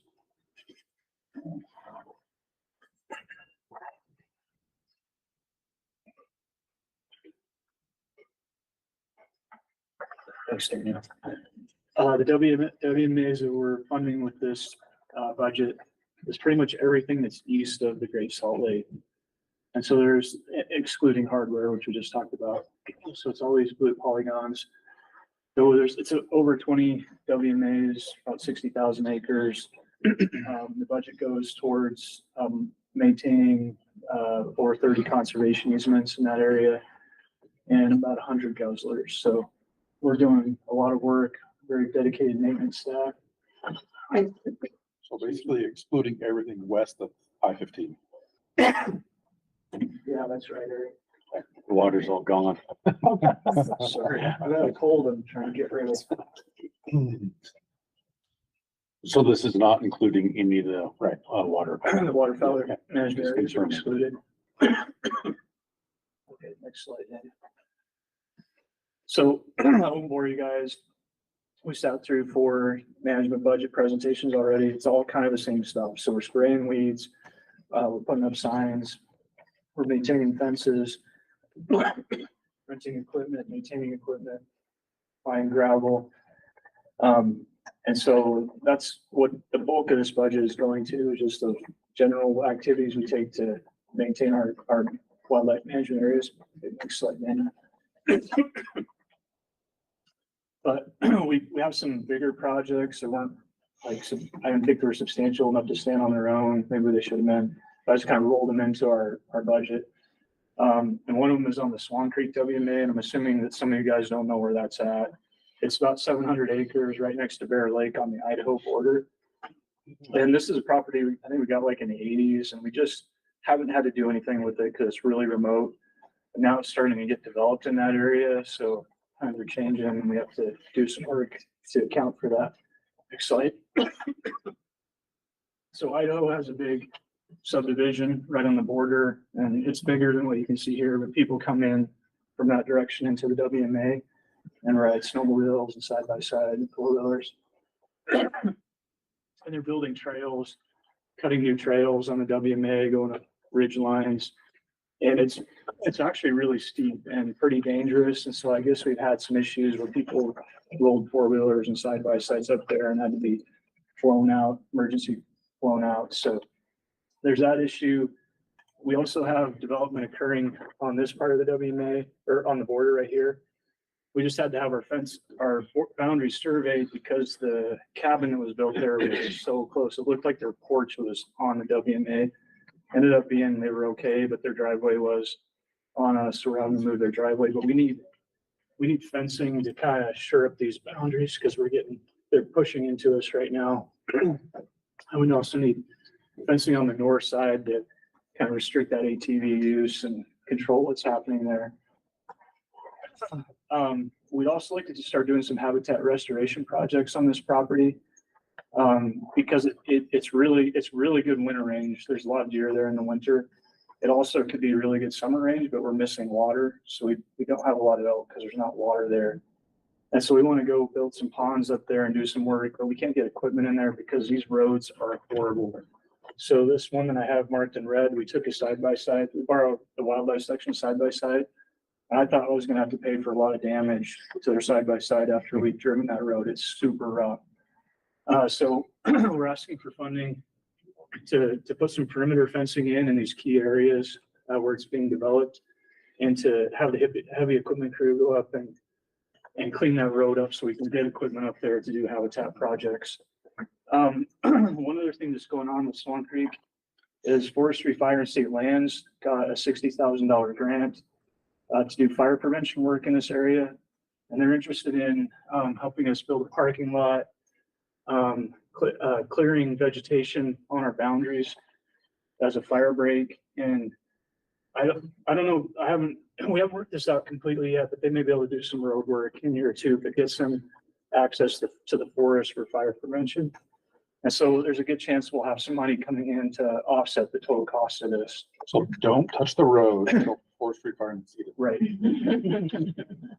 Sorry, guys. How far does that road go on the forest? Just a little bit? It's really short, but it's That's what I thought. Yeah, it just looks like it just barely gets you to the forest. Are those roads seasonal? How many of those roads are there are actually supposed to be open? Or So right now, seasonal- they're all open. There's a winter seasonal closure up there for motorized traffic, but the rest of the year it's open. We'd like to move to having this closed year round, motorized travel. It sounds like the county would probably support us on that. So that's something we're going to consider when we write the habitat management plan, which we're starting to do the research for that right now. That was my next question. Right. So yeah, the habitat management plan will come back to you guys with suggestions. And then the other piece of our budget was just a mile perimeter fencing at Cinnamon Creek. So we're working on we've got budget this year to do a bunch of fencing, but there are miles of fence that are missing and bad fencing up there. And it's in Cache County and it's in a fence out area. So if we don't want the cows on us, we have to have a fence to keep them out. And this whole last summer, I got calls from the neighbors saying cows are in Cinnamon Creek again, cows are in Cinnamon Creek again, like every week. So if we don't want the cows there, we have to have fencing. Drill pipe. So we probably will consider drill pipe in some places. locations to harden the I've boundary. been on that southern edge. Yeah. And I actually was gonna bring that up. It'd have to be drill pipe or let down in that country. It's gonna go to the budget then. So I'll show you guys the budget, and if you guys feel like any of this needs to come out of the maintenance budget, you want to hack it, it's separate. So you We've can do already that. hacked you, Daniel. We're gonna leave you alone. I will say, maybe yeah. When Cinnamon Creek was purchased, us, Habitat Council, and myself personally, committed to the director's office and the region that we would, put some resources into it initially here for the next, few years. And so that's the commitment still there for Cinnamon Creek, not Swan Creek per se, but so if you feel like you wanted to chop it up a little bit, that probably would be okay, but it's up to you. So with that said, because and I'm glad you addressed it up front, because I was gonna ask you, this was the biggest, by far the biggest jump in budget. So how much of that is based upon Cinnamon Creek and Swan? Because it sounds like Cinnamon and Swan are your two outside the box. So 26,000 for Cinnamon Creek for fencing, 26,000 for Swan Creek for fencing, and then 11,000 for road work at Swan Creek. Okay. So what is that? So that's almost all of it. Yeah, so 60, yeah, it's almost all. The other part of the increase, Randy, it's a good question. I added a 16% increase in personnel services because we're paying more for seasonals now, and that's how much it went up. So it went from like $12 an hour to 14. So I just adjusted that up so we can afford to keep the seasonals the whole time that we normally have. And just because it's near and dear to my heart, where's that fencing you're looking at for Cinnamon Creek? So we haven't mapped that out yet because we're working on fencing for this year. It's just So a it'll just be piecemeal, tacked so. onto that. Yeah. Probably on the southern edge of Cinnamon Creek. That's where we have the main issues with cattle trespass. Yeah. On the Swan Creek Road, is that gonna need material brought in or just hopefully? I think they have a dozer and a grader up there. They can clean it up, but we need them to look at it, Andy. So it'll be expensive to haul gravel up there if we have to haul gravel. And if it's gonna be closed, no reason to put a ton of money into it. Right, but it gives us access Yeah, to work on the property and also may give forestry, fire and state lands a way to get to the forest if they're fighting fire up there. So. If they need money to get there across it, then maybe they can help pay for it. Yeah, oh, no, I agree with what you said earlier. They're really interested in it, Randy, so I'm assuming we're gonna offset a bunch of this with the money they got. But we haven't worked all the details out yet. And this isn't part of it, but, has the fence gone in at Cold Creek? Coldwater? No, Cold Canyon, excuse me. Coldwater Canyon. Coldwater. Yeah. It'll go in the spring. Is it this spring? I couldn't remember how many Yeah, years back. we're meeting with all the landowners. There's like 10, 11 of them that are on the fence line. So we're just making sure everybody's okay with the fence design before we start ripping stuff out. That's the one over in the backside of the Rose, right? Yep. Yeah, but right by Honeyville. That had that fire a couple. Yeah. Great timing on the fire. Yeah, it looks beautiful. Really good. Yeah. Okay. Any ideas on a motion for this one? I just have a statement, I'm not familiar enough with, the cost that it takes to run a WMA. And honestly, I don't know that any of the rest of the council is either. There's a trust that you and Daniel have done your due diligence and that this reflects, your actual needs. And with that, I instead of nitpicking or second guessing, you and Daniel, the motion I have is to approve it as is, or recommend approval as is. I'll second that. Okay, we have a motion from Drew, a second from Tyler. All in favor, say aye. Aye. Any opposed, say no. All right, thank you. Motion passes. Thanks, Daniel. Okay, thanks, Northern Region. Appreciate you all being here. Good presentations, lots of good work going on. Zach, welcome to the crew. And good job on your first presentation, and look forward to seeing more. So thanks you all. Appreciate it. You're welcome to stick around for a few more minutes too. Okay, we're gonna move to some Salt Lake office items that we talk about every year. Our first one is in the database, is 6945. Habitat Council Program Administration. Daniel, you're gonna talk about this one? Sure. So this is just kind of administrative for the Habitat Council program. This helps funds a lot of my time, helps fund some of our fiscal time, helps fund lunches, other activities that we do here as the council, our field tours, that kind of information. So that's really what this project is. We submit it every year. So yeah, that's what this project is. If anybody has anything else to add to that. Yeah, that's just. It's my quick time and dirty. too, just so y'all know. Yeah, it's important that we fund the administration of the program here and do a great job. A lot of work goes on managing database and all of the programs. So the projects. Any questions about that? Yeah. The way we've done the split is just by how it broke out legislatively. If you have tweaks to that, let us know, but that's the way we've done this. Well, I we think couldn't Big tweak it, Game could has to take it all. Right,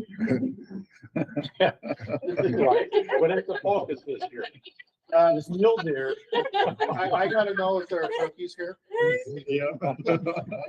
They have turkeys in the office. Yep. Thanks, Edgy. Every now and then, yes. Yeah, a few of them just left. You left earlier. Yeah. Yeah, right, yeah. I motion to approve it. Okay. All right, thanks. We have a motion from Angie and a second from Randy. All in favor, say aye. Aye. Any opposed, say no. Okay, thank you. All right. Our next project is 6857, the Property Acquisition Fund for FY25. This is something we also bring to the council every year. So Chelsea. I'm still on my toes there. I would keep this quick, but we have a new member, so I'm gonna go through my whole spiel. I know you guys already know what I do, but we're gonna go through it. Anyway, I'll keep it quick. So I'm Chelsea Duke. I am the Wildlife Lands Coordinator. So what my program focuses on is the 600,000 acres of property that we own across the state of Utah. So we are not boots on the ground folks. We're office folks that deal with like the real property aspects of all of our land. So we do permitting of uses, acquisition of properties, things like that.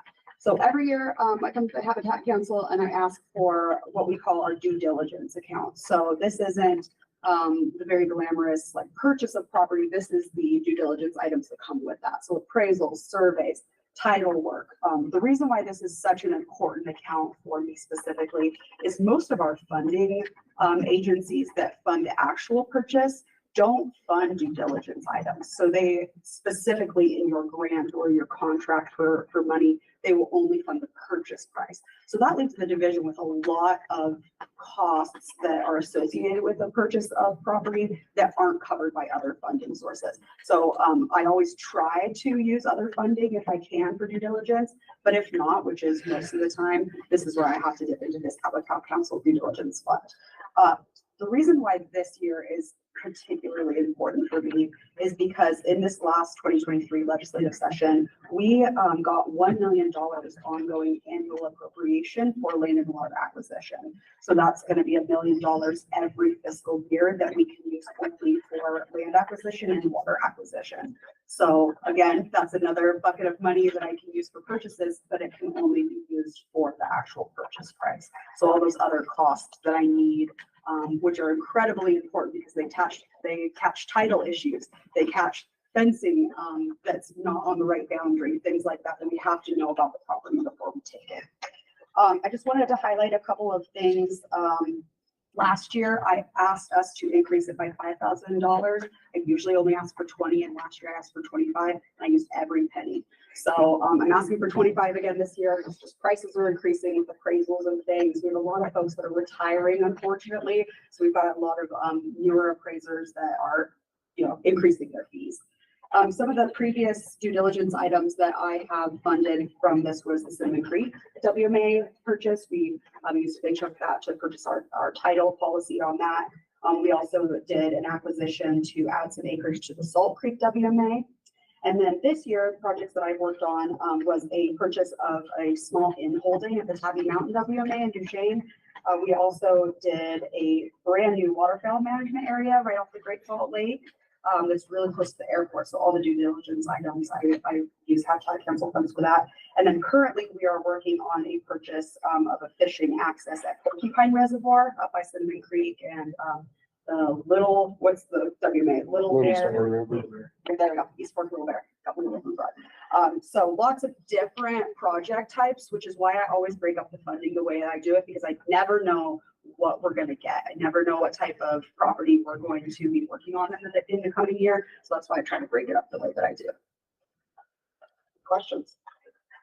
I've got something on a side note for you. Yeah, please.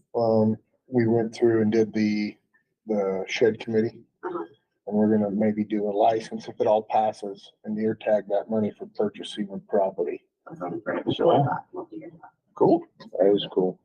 Me and Troy fought hard for that. We wouldn't let it go unless it got earmarked for purchasing Cinnamon Creek type That's properties. wonderful. So, Yeah, stuff like that. And then the great thing about the 1 million ongoing appropriation that the legislature funded last year is it's non-lapsing. So if I don't utilize it in that year, it just keeps building on. That's awesome. Which is fabulous. So we're really happy about that. Really excited about, hoping to get a couple more like big Cinnamon Creek projects in the next few years. So this is an important one. Yeah, this is an important fund for these purchases and these priorities. So there is new stuff popping up all the time, Casey Schneider's our friend, and yeah, but we get lots of projects. So okay. Yeah, speaking from a person who uses Chelsea's expertise a lot, and couldn't do without it, I recommend that you fund her. I'll second 25. Okay, we have a motion from Drew, a second from Steve. All in favor, say aye. Aye. Any opposed? Say no. All right. Motion passes. Thanks, Chelsea. Got lots of cool projects in the works. Oh, yeah. So, all right. Last one. Finish this up, Danny. So 7050 heavy equipment crew excavator. So, yeah, just a reminder and about our heavy equipment crew I oversee. We have a 2-man crew, and we have some different equipment that they use. They work on a statewide scale. You can go to photos first, Daniel. Yeah.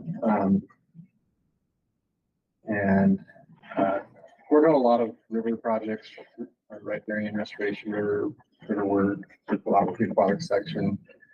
And especially our lead operator has a lot of skill with this type of work, of storing rivers and working with those guys, getting into hard locations. We have a couple dump trucks. We have a really old grader. Might become someday we need to upgrade that. And we have a backhoe, but then we also, for 10 or 15 years now, we've been leasing an excavator. This is really one of the most critical tools that we the crew uses and basically uses year round on almost without exception, almost every project for one reason or another uses this excavator. So the state gets a pretty good deal with the lease through Wheeler, and so the cost is now $32,500 per year for this excavator. And so basically the crew does a lot of the projects that the council and WRI funds, but this is the projects themselves don't have to account for this rental because it's coming with the crew. So, and instead of having to rent on a weekly or monthly basis, it saves us a lot of money to just rent it on a yearly basis. So, I had one video. So how many pieces of equipment is that, or is it just the excavator? Oh, this just pays for the excavator. So this was the bridge Gary showed a few minutes ago. We had the Scott built down on Big Mill Bottoms. Yeah. Put this out there. Don't watch for the safety violation that's coming up. We gotta talk about that. But we got the bridge installed. He could not have done that. That's stressing the coworkers. Right? Hold on, guys, let me get on. I You need probably to don't need to show that to too many people. Was that live stream? Pretty much. But they do a lot of, from parking lots to roads to the river work, which is kind of the biggest thing that they do and specialize in instead of hiring a contractor because it's kind of a specialty thing. It's kind of the value of having our crew. So Where's your crew wages come from? they come from, we have a small base budget that covers downtime and stuff, but when they're on a project, they're actually from the project. They're like an internal contractor basically. So the project has to account, just like Daniel just did with this one, it has to account for their time and travel and stuff like that. And they're in high demand. Yeah, They're always more Been work. mentioned a bunch today. They're good at what they do. So, not just Habitat Council projects, but it's a WRI asset. So they go out on a lot of different stuff. Cheaper than a contractor. Yeah. Yeah, I was just gonna move to accept. Okay, I'll second it. okay. We have a motion from Randy, a second from Blake. All in favor, say aye. Any opposed, say no. Okay. Fish finally paid for something today. Okay, he'll get his chance. All right, so that's the end of our agenda. The goldfish are driving the excavator. So thank you again for joining us today and for reviewing projects with us and being part of the council. Really appreciate your efforts. Our next meeting is on February 28th. February 28th, and it's the waterfowl upland meeting. And that we're here. Okay. You need a motion to adjourn? Or we adjourn? We have a motion to adjourn. And it's been seconded. So we are adjourned. Thank you so much. That was by Stephen. Yep. To adjourn. Yep. Okay,